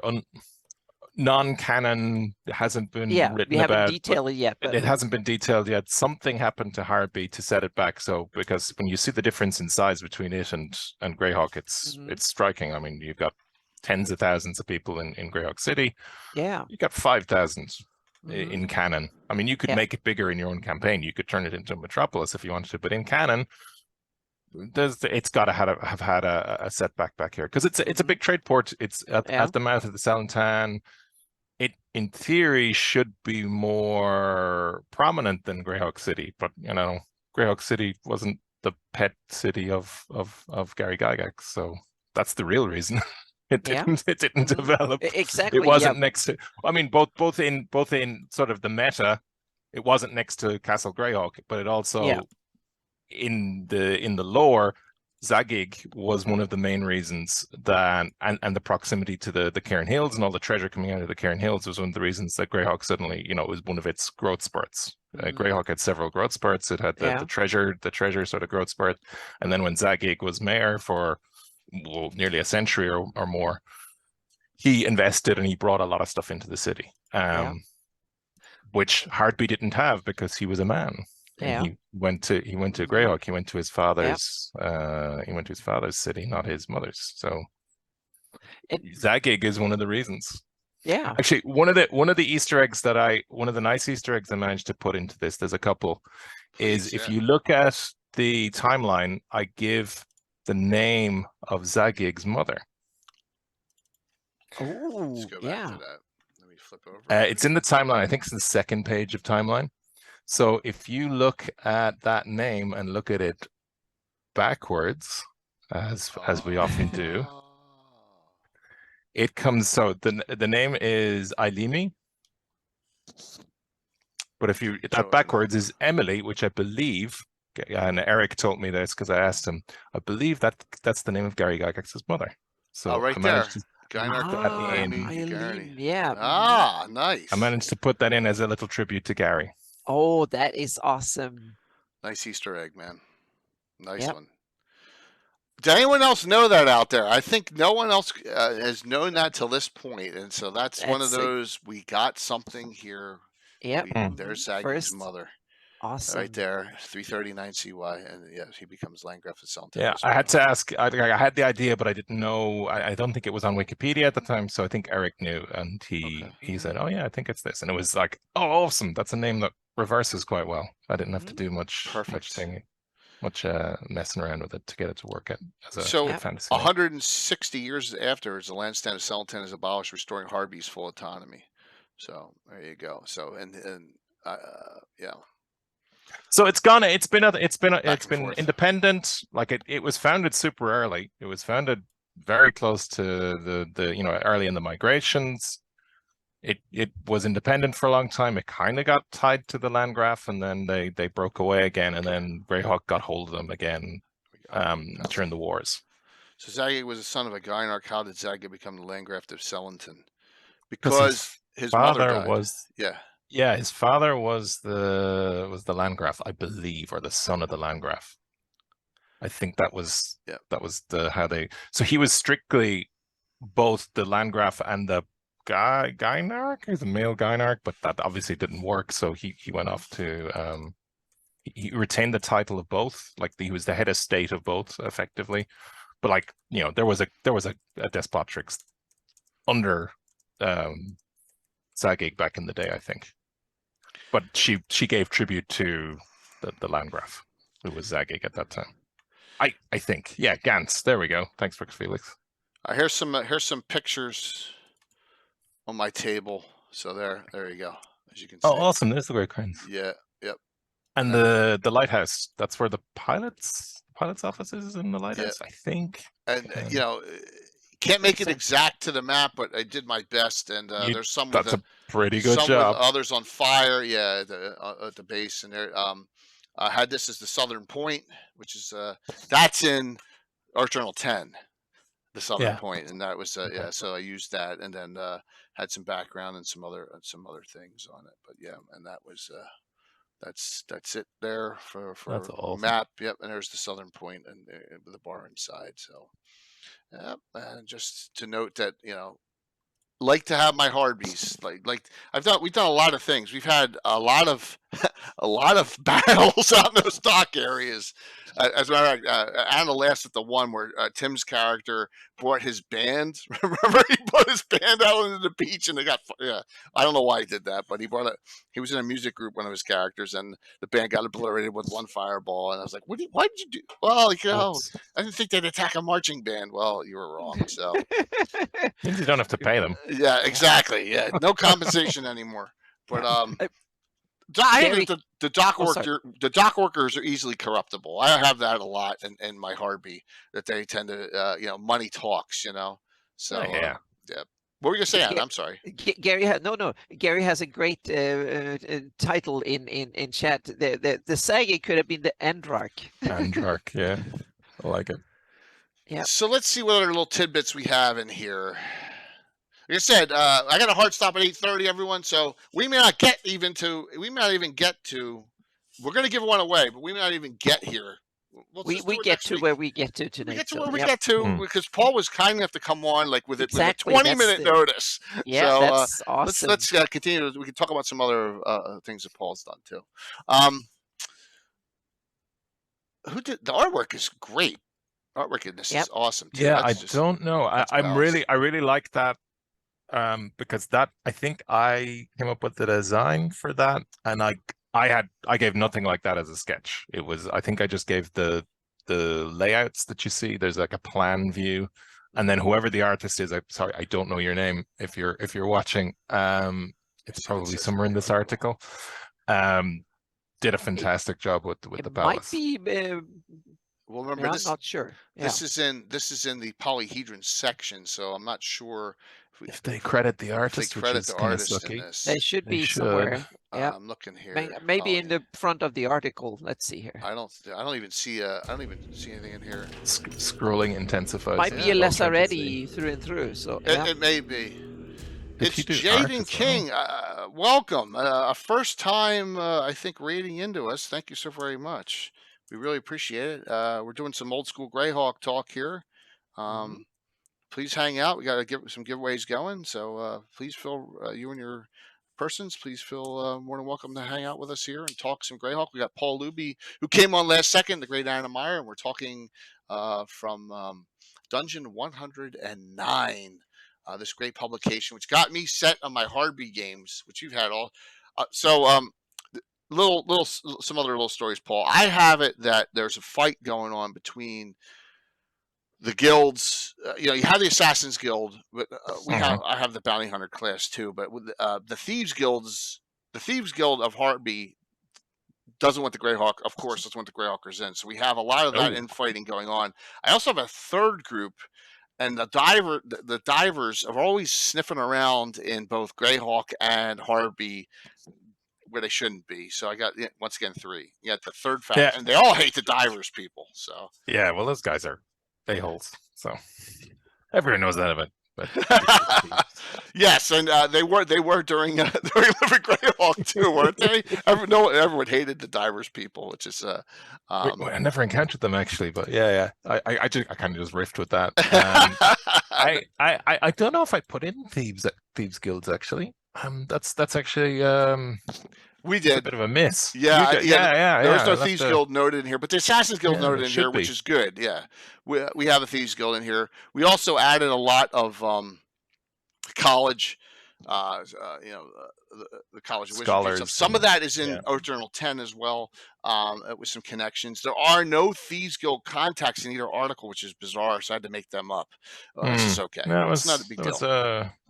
It's a great blind spot. Yeah, Paul, you can't be 100%, man. This is a fantastic article. I put it in, but Eric took it out. That's what I'll say. The map seems small for 10K. Well, Gary, all right, so let's go there. Let's go there. So we have the map. All right, now I want to show you this. Which is this one 10K? Let me go back real quick. So this is the map. This is the Earth Journal. Both pieces of the map, Gary, put together, and you can tell me if you think that this one is going to be. I got to go back to my right things. I got so many subfolders. This is what happens with 42 years of stuff. It's just you got subfolder after subfolder. Okay, here it is. There. That's the. It's just a different side view. And this is not mine. It's two pieces of the Earth Journal version of Hardby. What do you think? This one as well, 2 to 3K, both of them. So, okay. So the official population's 5,100, which 5,100. feels small. It might be they might only register people who are actually permanent residents or citizens or have a legal status, so to speak. It might be 4 times or 5 times that amount if you take all the vagabonds, all the visitors, all the people that are not rich enough to either pay taxes or own anything and just whatever. Yeah, so absolutely, all menial workers. So there's going to be a big transient population going through it. Yeah, especially Port City with a lot of kind of more unruly, uncivilized areas next door, so to speak. So once again, population is a tough thing to do. It's tough. I mean, I know when we do Altamira, Anna and I are going to get it from all sides, right? And we're like, is that enough? But it's too big. It's too small. It's too small. It's kind of tough. You can't please everybody, so you have to put down you have to make your version, so to speak. So this will be Jay's version of Altamira. Yeah. But especially when you do a city like that has a lot of history in the setting, that makes it even more difficult because there will always be conflicting or not really fully overlapping facts and ideas from visions from various authors. And especially there's been 10, 12 people at least writing stuff about Hardby. Yeah. Stuart supporting you there. Avon Avengers. There you go. So here's the Temple of Zodal. I think this is the other one you were talking about, right? This is the woman who dwelt here posed as a priest of the Grey Sun, dispensing healing and herbal salves and remedies. One of her concoctions led to the poisoning of several members of a local family. And I think that was an extrapolation. I think she might have appeared in From the Ashes. That feels Sargenty, but I may put the poisoning in because, well, that feels like my. I'm trying to think, Paul. I don't remember Isola in From the Ashes. I think this may be. It's possible. Slavers? It's possible. I'd actually have to have gone See, if you'd given me more than 20 minutes, Exactly. I could So, have looked this up. Gary and Julian has a what great comes from where. question for you. Why City of the Scorned for the title? Oh, hell hath no fury, like a woman scorned. Oh. Yes, I love it. And which fits into the theme of. Yeah, there we go. And it fits into the theme of the Gynarchy starting to go, well, we don't want to be under Greyhawk. Maybe some of them are like that's the whole struggle within the Gynarchy. Like Alita hates the Greyhawkers. She wants them out at all costs. Deirdre's more, well, look, there's several 100,000 orcs just sitting on South of Safeton. That's like, in my campaign. It was the both IUs at the distance, but especially the rise of the Orcish Empire that kind of took that, and also the Bright Desert when that became a kind of a refuge for villainous stuff and so on, and Hardby started to be kind of on the borders of evil from two directions. Then I guess it might be a good idea to, and I also have it that they had two options, or in a way three, but two strong options, either Greyhawk or obvious option or Ernst. But I realized if they go with Ernst, they might piss off their closest neighbor and not be that. And Divers is like the third option, but there's geography is more distant and so on. So Divers is too far away, and the Greyhawkers would never allow that. Exactly. So that will piss off the. So in that sense, I can understand why they did it, so to speak, because when you start having your enemy's enemy is your friend, and Greyhawk and Divers in that sense have the same enemies. They're a little bit like Pakistan and India in that sense. No one understands outside them why the heck they are their closest enemies when they kind of in a lot of other sense they should be allies rather than enemies. But it's it's a good thought there. Now outside of Hardby, you have a lot of things here. And here's Javka Gurnish, right? And she's the Didactrix. Fred Wining came up with her. I cannot claim. So I had awesome character. I had her in an adventure. Was on a ship that got taken, and they put her on the outskirts of Cantona before they were going to send her down to the slavers. And Cantona's that anti-magic zone. They had to go into the anti-magic zone to get her back. And that was an adventure I did a few years ago. I think we may have even streamed that one. And here you go. Elena knows she is dying, but foresees the damage that the struggle for succession will do to the Gynarchy. So this is where you have, if you're running this.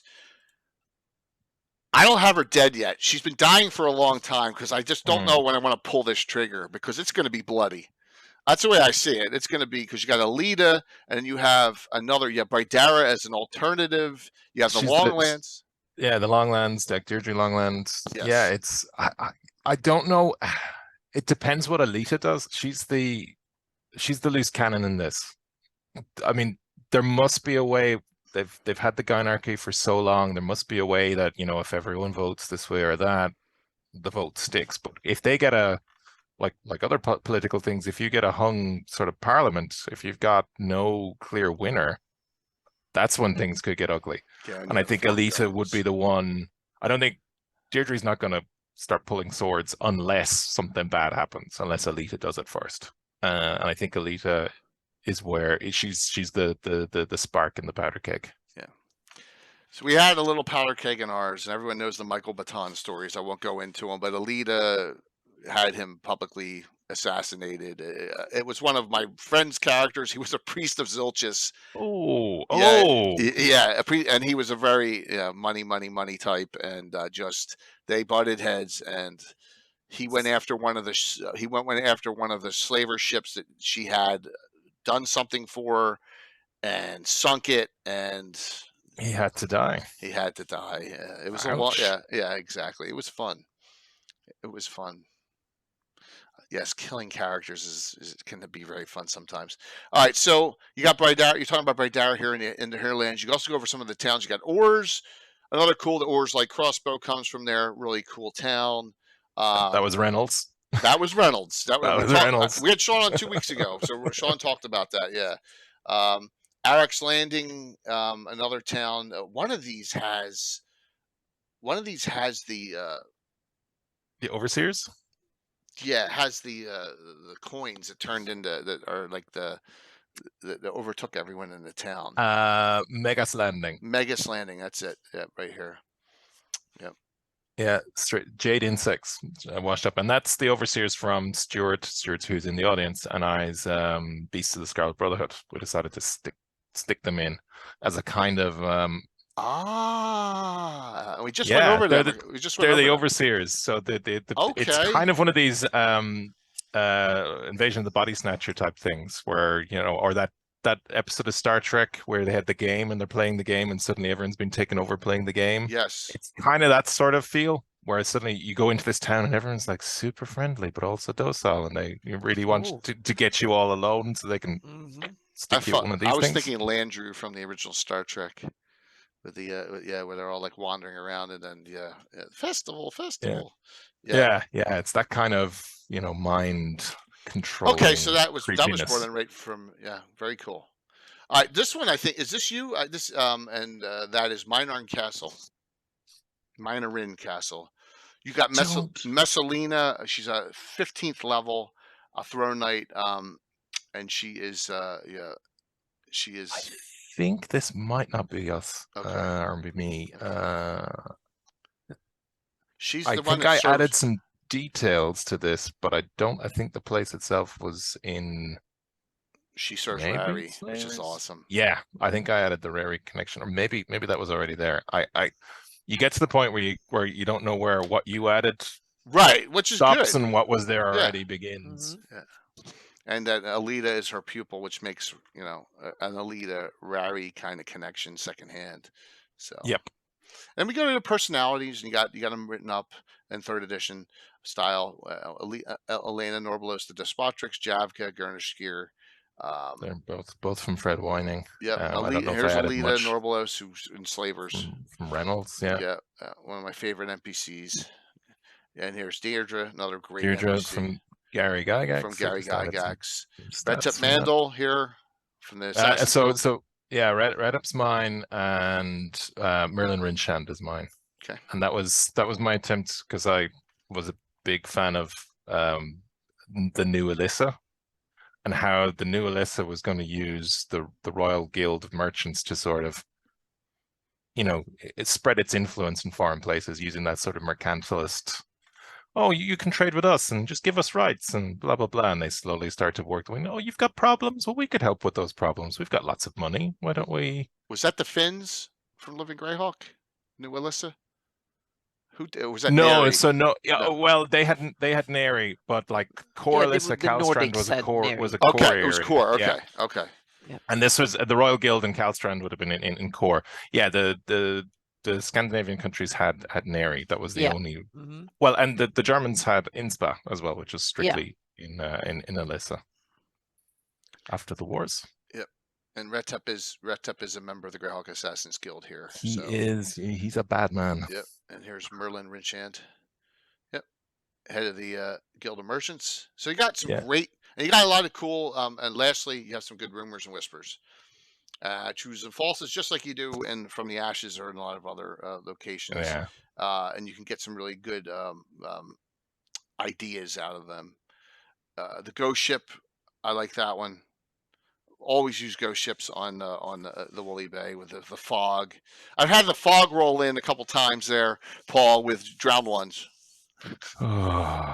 So one of the everyone has a film that they watch, a horror film that they watched a little too young. Mine was The Fog. Oh. So zombies in fog, pirate zombies in fog. It really give me the willies. Okay. Mm-hmm. Yeah. For me, and I've told the story 100 times, it's the damn Rakshasa episode from The Night Stalker. So scared me. And we have to make stats for Rakshasa pup, small Rakshasas for you. Yeah. Mm-hmm. So it's an awesome article, everyone. I love it. Like I said, I spent a lot of time merging them. Fog Beasts, yeah. We have 3 adventuring groups in Hardby: the Hardby Regulars, Reckless Indifference, and the Hiltless Swords. are located in Hardby, 3 different groups, and we'll be using the highest level one Hardby irregulars in an adventure on Thursday called The Wolf in Sheep's Clothing will be the name of the adventure. So Reckless Indifference sounds like the most honest name ever. So there is a younger sister to Alita Norbalos named Kaylin Norbalos. I made her. Sorry, I did not take it to Greyhawk deity. I ripped off Talos and turned it into the Stormlord. She is a priestess of the Stormlord. She wants to put a tsunami on to Hardby because she cannot stand everyone. She's chaotic neutral. That's what she is. She's part of Reckless Indifference. She wants to drown everyone in Hardby, family included. Yes, a true chaotic neutral. Wants to purge it of all the vileness and badness. And the good people, they're just they're stuck up too, so they can all go. So. I'm at a rest area in Indiana, moving to Wisconsin. You still up for that beer at Gary? Yeah, Hager, I'll be there. Of course. And if you can get me free, I'm going to be swamped. So, just some wonderful, wonderful things in here, Paul. So what were do you remember offhand? Let me see if I have it here. What the Living Greyhawk Journal, the dungeons were that had your, it's 106. 106. Let's go there while we have you on. How's that sound? 106 had Beast of the Scarlet Brother. And Stu's on as well. Stu's in the chat. Let's go back to 106, everyone. Does that sound good? Okay. While we still have a couple minutes here. We'll get Paul on. And then we will continue this, of course, probably if we don't have a guest next week. But let's for other dungeons. But let me go back to my dungeons. I don't have that one in the subfolder, but I have it in my dungeon subfolder. And let's go talk about that article. We have you on here. I have 106. Got it. Boom. I don't. But anyway. Well, I'll bring it up here. It's fullness. And it's complete another fullness here.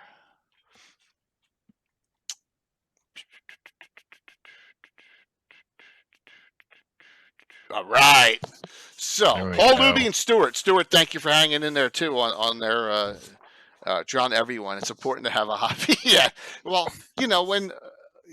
when you see your older sister as a vile piece of scum that should not exist and everyone else around you, you kind of go do drastic things. That doesn't mean it's going to happen, but yeah, you have your aspirations. And one of them's to wipe Hardby clean. All right. So here we go here. Some of these, and this is the one that caught everyone's attention right off the bat was the Yashir Halfling Hound. Who made this? I think it was more mine than Stuart. Stuart can comment in the chat. I think this one was mine because halflings are like fat, tasty dumplings. It was a response to some living Greyhawk players. There were some players in the UK that had halflings, and we were like, we just love to eat those guys. We'll make these hands just to. There was a whole lot of them. There was a whole adventuring party. We called them war companies, and they were great guys. They were dedicated players, but you know the way you need to. Man, that's awesome. Cross people's stones, as you would say yourself. So this is what was our response to that, was to put some of these guys in. It's fantastic. And I did not know about this because once again it was in the Polyhedron until Last Oblivion Seeker kind of brought it to my attention, and that was just it's a cool thing, and so. Why Scarlet Brotherhood? Were you guys working on something at that time, or? Well, they were our main bad guys. Okay. For Onwall, so we would have, and it was kind of great from Sean Reynolds, from his Scarlet Brotherhood, that they would experiment on things. Now this predates Scarlet Brotherhood strictly. These were bred in the Sul Imperium, but the Scarlet Brotherhood would have had these as well. And there's a bunch of them in, I think we know it, in the Great Kingdom, where they got spread around, and some decadent evil early nobles have these too, to go hunting halflings when they take the fancy of So this can be utilized at any time, at this point. Anytime, anywhere. Yeah, they're everywhere. But they kind of got bundled in with the Scarlet Brotherhood because they're Sul. Like the Scarlet Brotherhood didn't. They kept on the line. There would be Yashir down in Hetziel-il-Shar, I'm sure. But but they would have spread from during the migrations everywhere. And I know that some of the Erde nobles have them. The other ones are, this was the great thing that we got to do with the Scarlet Brotherhood, because the Scarlet Brotherhood breed animals. They breed beasts and monstrosities and aberrations together to make things to fight their enemies. They don't have a lot of troops themselves, but they do have this magic and this skill of, making horrible creatures. And that was tunnel hunters. Yeah, the Mazchidin. That's why I was asking about the Sean Reynolds if he had any more of the Sul language, because I think that is actually tunnel and hunter, or that's out of the back of the Scarlet Brotherhood book, that Mazchidin name, which I tried to use wherever I could to try and use the limited vocabulary to try and give authentic Sul names to these. I think Yeshir as well is like hound is Yesh or hunter. I'm not sure. Okay. So these were all used in adventures for the most part in your Living Greyhawk. Yeah, we had the Mazchidin. The Mazchidin showed up. I know someone was asking about on Cannonfire was asking about the dwarf settlements in the headlands, and I think in that adventure we have some Mazchidin show up to attack the dwarves. The Scarlet Brotherhood have been releasing these into the headlands to cause mayhem. Only in these publications. You don't have a complete listing anywhere, Paul, of all your publications you've done? There is. I see that question from Rex Felix. I think that someone on the Greyhawk wiki has managed to compile all this stuff. If you search my name in the Greyhawk online wiki, it should have a listing. Dream Stealers. Dream Stealers, yes. These strictly aren't Scarlet Brotherhood either. I mean, we kind of smuggled in a bunch of on-wall stuff. These came out of some ancient Flan evilness that we had cooking in the back of the. I'm excited by saying that. Yes, there you go. That's awesome. So I think in 2002. Yeah, there we go. Thank you, Stuart. Stuart can annotate what I'm saying here and correct me if I go wrong, because it's been a while. It's been 20 years since we did these. These came out of a ancient Flan civilization that, as many Flan civilizations seem to do, fell to evil, and they started trafficking with dark forces. And one of the things that they ended up releasing was the Dream Stealer. Neat. Undead spirits of unknown origin capable of feeding on the minds of sentient beings, driving their victims insane in the process. Those that survived, that is. Now I'm going to use this. This is yes. This is so cool. This is awesome. Yeah, I'm going to look into it and convert it to 5e. Yeah. By the way, if you saw on Twitter, I've been talking to Sean Reynolds because he talked about some of the things that got left out of the Living Greyhawk journal, the Living Greyhawk Gazetteer, in particular the specialty priests stuff for 3rd edition. He has it, and he's going to compile it for us. So that's being worked on. Oh, I'm sorry to hear that you got COVID, Stuart. Yeah, sorry. Really sorry to hear that. Yeah. Well, here we go. We got a template for them. The Dream Stealer Spawn. Ugh, nice. Very terrible. It was. Anything could become a Dream Stealer. It could be sort of. They're a bit like shadows. They kind of absorb you, and they corrupt your essence, so you keep the form. It was a way to inject some variety into the thing, so you could have different sort of versions of things, but with a Dream Stealer template. Yeah, awesome. And then we got the Overseer, which you talked about, and this is why I really wanted to go back to this. And there they are. So they're an insectoid parasite that enforces the will of the Scarlet Sign upon those it infests. So this was a Scarlet Brotherhood creature. This is something that they bred up in Hessil El Shar to make people more suggestible and more pliant, as is the way of the Scarlet Brotherhood. And they just sent these things floating out there, right? And they found them on the beach, correct? If I recall correctly? My backstory to that was it was a shipwreck. Okay. So it wasn't meant to show up in Megas Landing, but one of their ships got sunk in a storm or got sunk by free on-wall people. But this crate fetches up on Megas Landing, and any seaside settlement that they'll beachcomb and they'll take anything off the sea. So they found these jade insects. Oh, these look valuable, and then suddenly people start going funny.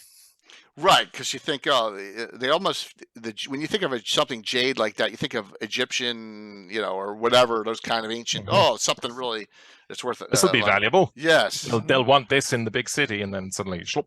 Yep, that's cool. And how do you How do you get them off? Do you have to kill the host at a certain point? No, there is a method to get them off. I can't recall it at the moment. I don't have the article, but I think in the article there is a way to get them off without killing the host. I think it's hard, but I think you can do it. Well, here it says that these things speak common and ancient Sulwese, which is really cool. Hey, Blue Box. Hope your game went well. Let me hit you with a shout out. We're only on for like 15 minutes, and then we are off for the night as I have a family / friends get together. That's where we started. Now we got Paul Luby here. We talked about Hardby. We're talking about this great article of nasty monsters from the Sewell and some other places, but from Living Greyhawk. So, all right. Well, so that is neat. That. All right. So I remember that. The jade thing, they appeared in Slavers, which was before. Am I remembering this right? Or no? Was it just? Oh, they were added. The town was normal. They were added. Okay, the town was in Slavers, but then they were added in the Hardby article. Got it. Okay. Yeah. That's what happened. Yeah. I just needed, well, we had done this, and then I was like, hey, this would be cool to just, turn a town into sort of Invasion of the Body Snatchers. Yeah. So adventurers show up there, like passing through, maybe going somewhere else. Suddenly, one of their buddies, stays up drinking late in the bar, and suddenly next morning he's like, hey, he's like, all hail the Hypnotoad. My favorite bit in the article is that the Fiend Sage thinks the Overseers are tasty. Somebody should tell him about the buffet opening up near Hardby. That was the really fun part about the Fiend Sage article, was writing the Fiend Sage bits, because he's a fiend. He's pretty twisted, but like just taking on that persona of a malicious fiend, living it up in Relastra. So it's kind of like Lord Brezen. Sorry there, Rich, if you're still there. So I'm sure they'd have a very interesting conversation if they ever met. Yeah. This is a must for anyone who has Scarlet Brotherhood or just has a Sulwese connection or Flan. Just some great ideas here that are they're nowhere else. These didn't make it in the 3rd, 4th edition anywhere, 5th edition. So you're only going to find these right here in Dungeon 106.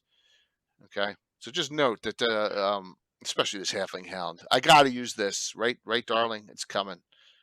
It's coming for you. Especially if you got Halfling PCs. Oh, absolutely.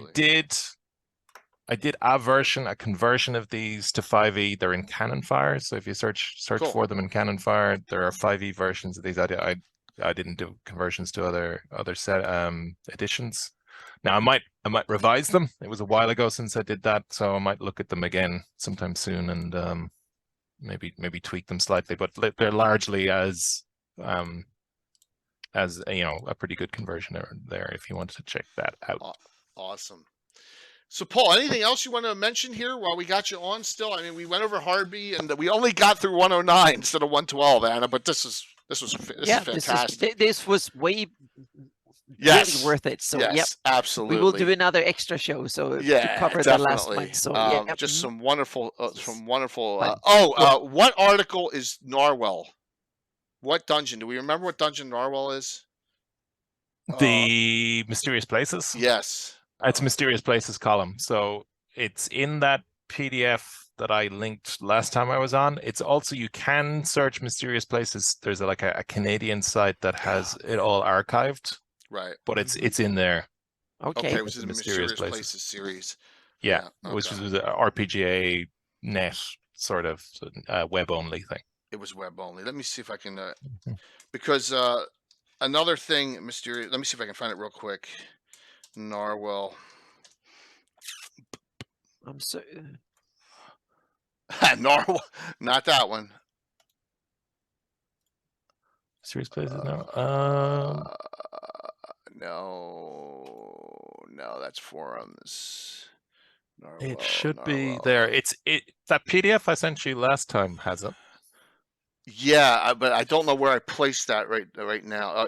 So here's Greyhawk Online. Let's see if it's what we got here. All right, so we got some information about here, and here's that's from the Lord of Scarlet Tide, that map.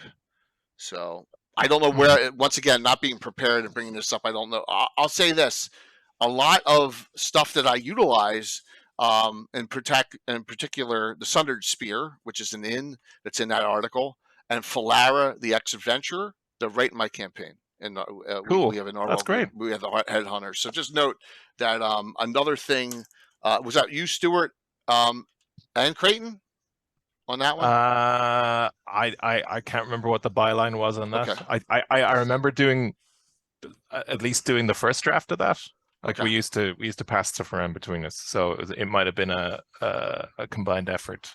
But I think I remember the Sundered Spear. I remember looking at what had happened, like the attack and what then might happen, where Greyhawk basically used this as a chance to pull people from Greyhawk and resettle Narwhal. Absolutely. You also have there's 2 half-orcs that are hiding there. And if I recall that article, that they could, they're worried about, keep their identity secret. But they're seeking revenge because their family was killed.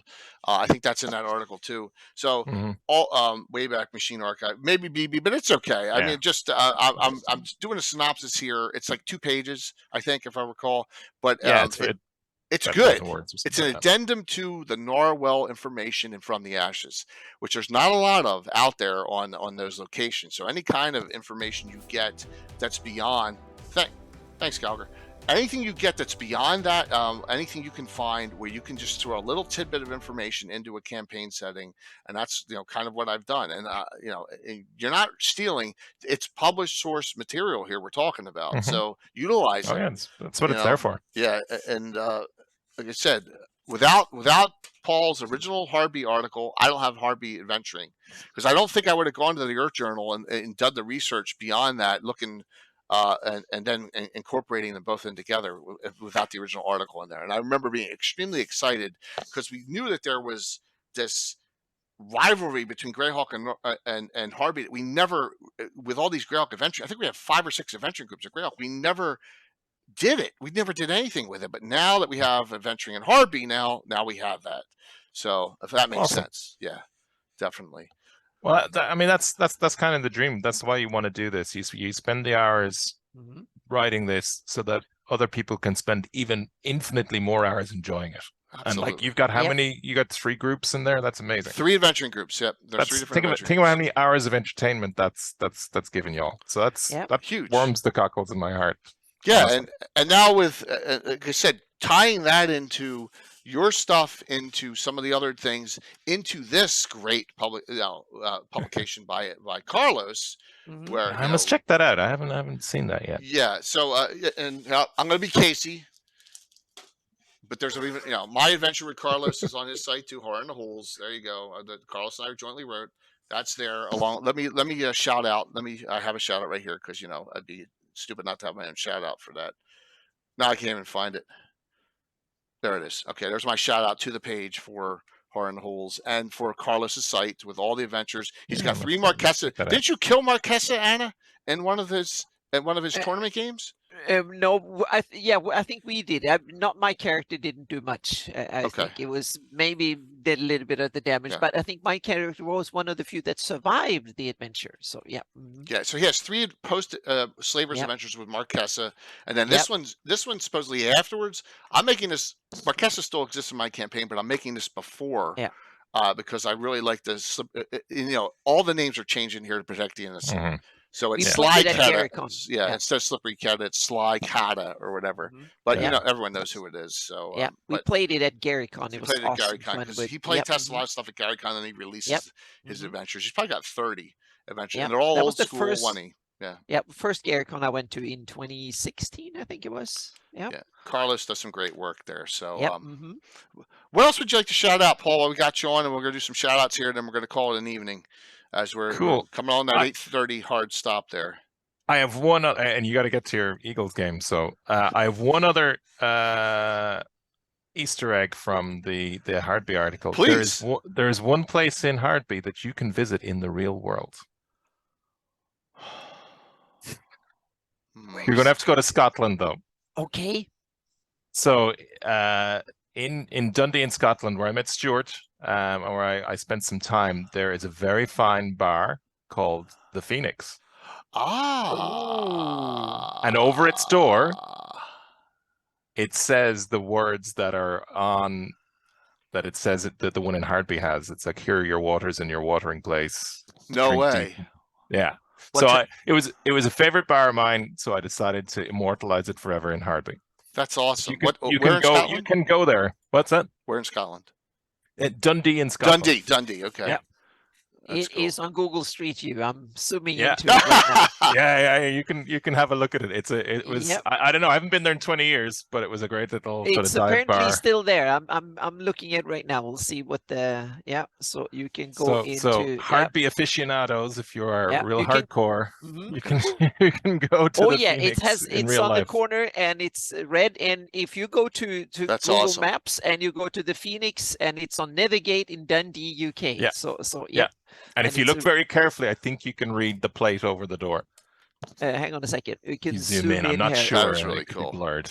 Yeah. I thought that Here was, are your waters, your watering And- place. Drink and be whole again beyond confusion. That is awesome. Yeah. yeah. It was a little bit hard to read because it's just painted red, the whole thing, so to speak, on Google Street View. But yeah, it's there. Established 1856. And it has an eagle over the old door. There's a new door now. I think the original door was in corner, but that is actually seems to be boarded up. Yeah, it's right And here. there's a new door. That's changed in the last 20 years then. Yep. Yeah, An it's actually envoy in on the right, exile so- named Purian Var is the manages it. Wow. Yeah. Very cool. Yep. Yeah, And you can that was even go pretty in the obvious. tiny little. Oh, you can go in the little alley next to it. You can sneak in there on Google Street View as well, so you can see it from. You can sneak in and look through the windows. They're really nice. cool, He's ornamental metalwork on the windows Mhm. and stuff. So it's kind of cool. So yeah, It's a very cool little bar. Or it was anyway 20 years ago. yeah. Staff is friendly, the ale refreshing and calming, and the banter humorous and good natured. Yeah. That's fantastic. Yeah. So what you can find on Google Street View. That was wonderful. Thank you, Stuart Paul. says That was- Stuart says Yeah, this character's your playtest PC. Yeah, we used to do Live in Greyhawk playtests, I think, Perry and Var, yeah. That's awesome. She had a backstory. It's just kind of mentioned, it's alluded to there, but I won't. I obviously What, can't specializing reveal it. in enchantments and mind affecting magic? Yeah, she had a history. she would But she had no past. I she would think, charm as the- people and then steal them, rob them, or No, and it wasn't like that. But she had a reason for. If you read through it, she has a reason for not leaving Onwall and not hanging around Onwallans. She hates the Scarlet Brotherhood. It looks like. Yeah, but she's also reluctant to talk to Onwallan. So there's a suggestion maybe she had an interestingly checkered past after during the occupation. Double agent. No. I'm not going to say. I'm not going to say because I can't remember. Yeah, trust. Yeah, it's like going back. That's Maybe, great to hear, though. Yeah. I actually can't remember what she. I remember like there was. I don't know if I even developed it. You know the way you do with the characters. Like, yeah, she has a past and it's mysterious, and then that was the end of the thought. Yeah. I'm going to put Just these like all in Tim. reverse as I'm going up here, everyone, just to get this going. So, Paul, anything you want to shout out that you're doing now? I'll keep it quick because I can see time is ticking. But yeah, I'm nearly ready to go with a second version of that population map. I've done some refinements to that and moved populations around, so I'm going to share that out soon enough on the workshop on Cannon Fire. Cool.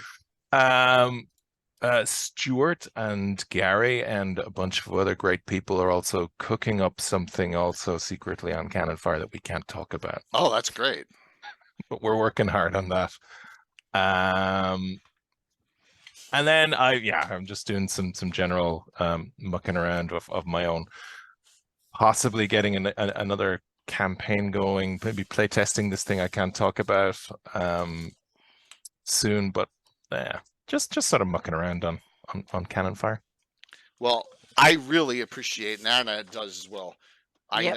Coming on with like 20 minutes notice. Thank you so very much. This was awesome. It was great to go in depth into Hardby, one of my favorite places, and just talk about some of your accomplishments in detail that we're going over in these dungeons. And the reason we're doing this is without, if you don't know about these, you're never going to find these. Exactly. And they're going to get lost. And, it's been educational for me to watch. I've been watching these streams either live or on Mondays, and it's been great. Just all the little tidbits that are in all of those old dungeons are great. There's a lot of stuff in there. And we promise we will get to Mar Castle next week. We will get to all of them eventually. So we will work through until we get to the end. Sorry, Mar Castle fans. So the winner tonight, you're going to get your choice. As long as you're in continental U.S., if you're not, we'll figure something out. The dungeon or Salt Marsh and the Treasures of Greyhawk together. You can choose when you win, the winner. Okay? We'll decide that in a second here. Anna, what's going on?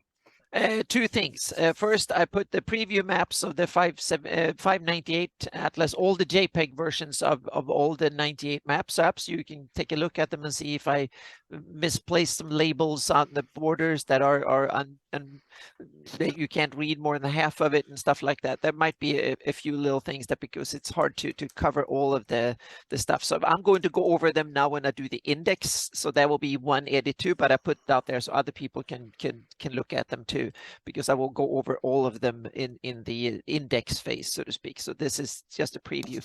And second and big things, the new machine is on the floor. It's running. I'm installing it, and it was one hell of a work job to get it in there.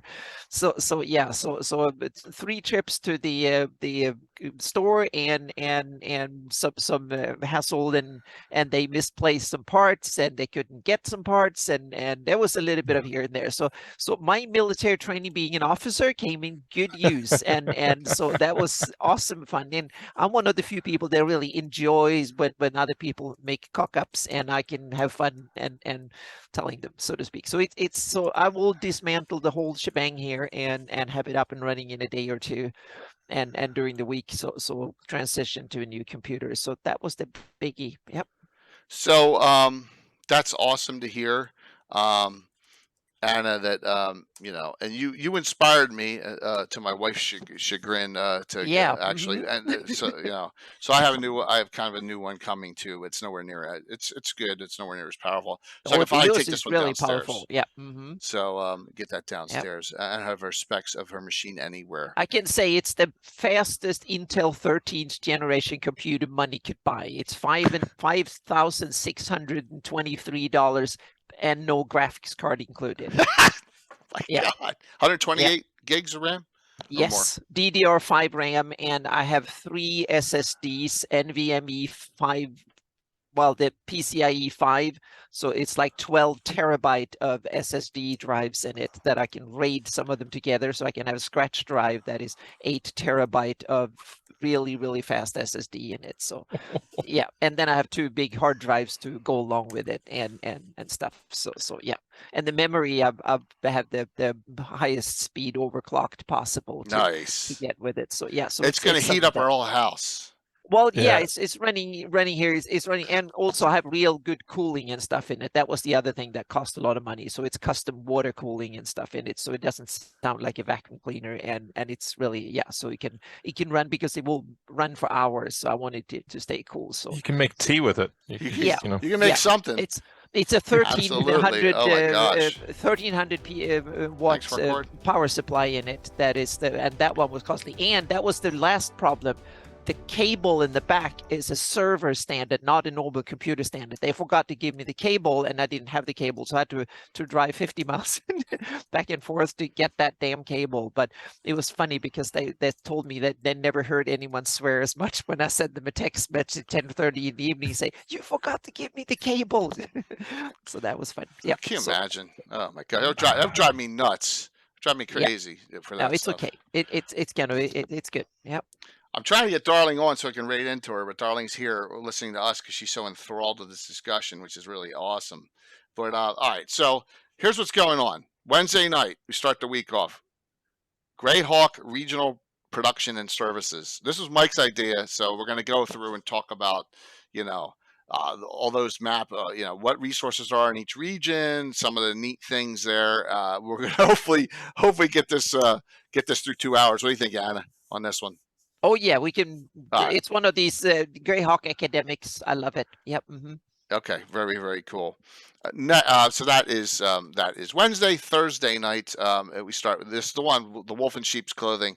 So here, quickie show of, I already have the terrain up because I am traveling for work the next 2 days and will not have time to get a lot of stuff set up. So I've been prepping over the holiday weekend.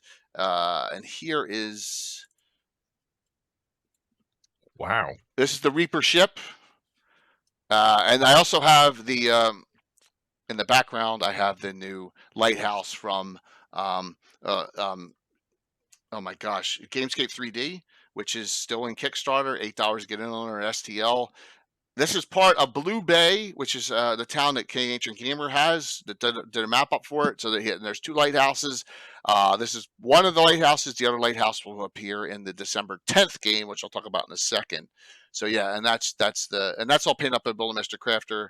Got some custom paint jobs and some plastics on there. But yeah, thank you. So that's what we got going on Thursday.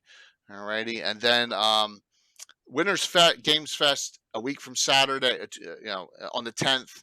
That's I got Darling, Bones, Stiletto, Tea Time with Tara, Mike Disney, and maybe one special guest as well coming on to play in that game, and that'll be with the Lighthouse and the other part of Blue Bay. So I have 2-parter with my regular group and with a special group for this short one-day con that I was asked to participate in. Also coming up, our holiday cheer episode on Friday, December 16th, and with our sponsors, Troll Lord and Frog God. If you recall, I don't think we had 32 giveaways last year.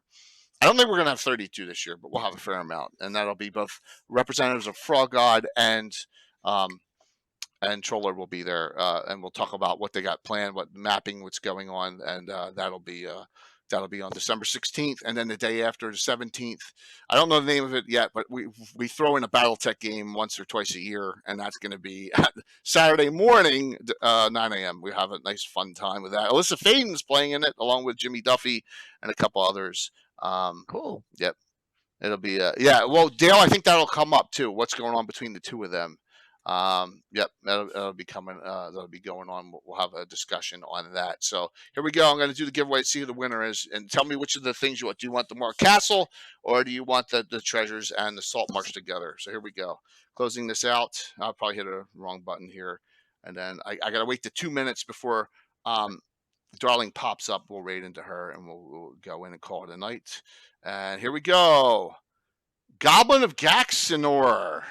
Oh, yes. Oh, Troy. Well, you can tell that. You're gonna say that to Alyssa Faden. That's not nice. Or Patrick. All right, you got it. The Goblin. I have your address, right? I do. I have it. You get the Mark Castle, and we will. Yeah. Very cool. And we will send that out. And thank you all. And wow, Paul, thanks. yeah. Thank you, Paul. No, Yeah. They thanks just for a having home run of a discussion to end up the holiday weekend here in the U.S. And what a wonderful night. And we'll see you all Wednesday. So enjoy a couple days. Like I said, I'm working the next 2 days. I got a rough couple days coming. I'm not shaming them. They can wear what they want. That's Troy. That's not nice. So see you all soon. Have a great night, and we'll sit tight, please. Let's say hello at Darling's stream as I'm going to read into her. I'm going to hit a wrong freaking button like I always do. But please enjoy the rest of the night holiday, and we'll see you Wednesday evening. Let me see if I can figure out Raid. Hopefully she shows up. May have to wait a minute. Oh, she's showing up. Good. There's a 2-minute delay between going live and being visible for a raid. I don't know if it's something they have set intentionally, but it's the way it works. So 5, 4, 3, 2, 1. See you Wednesday night. Have a good one. Thank you. That was awesome, Paul. Yeah, thank you, Paul. This Thank you.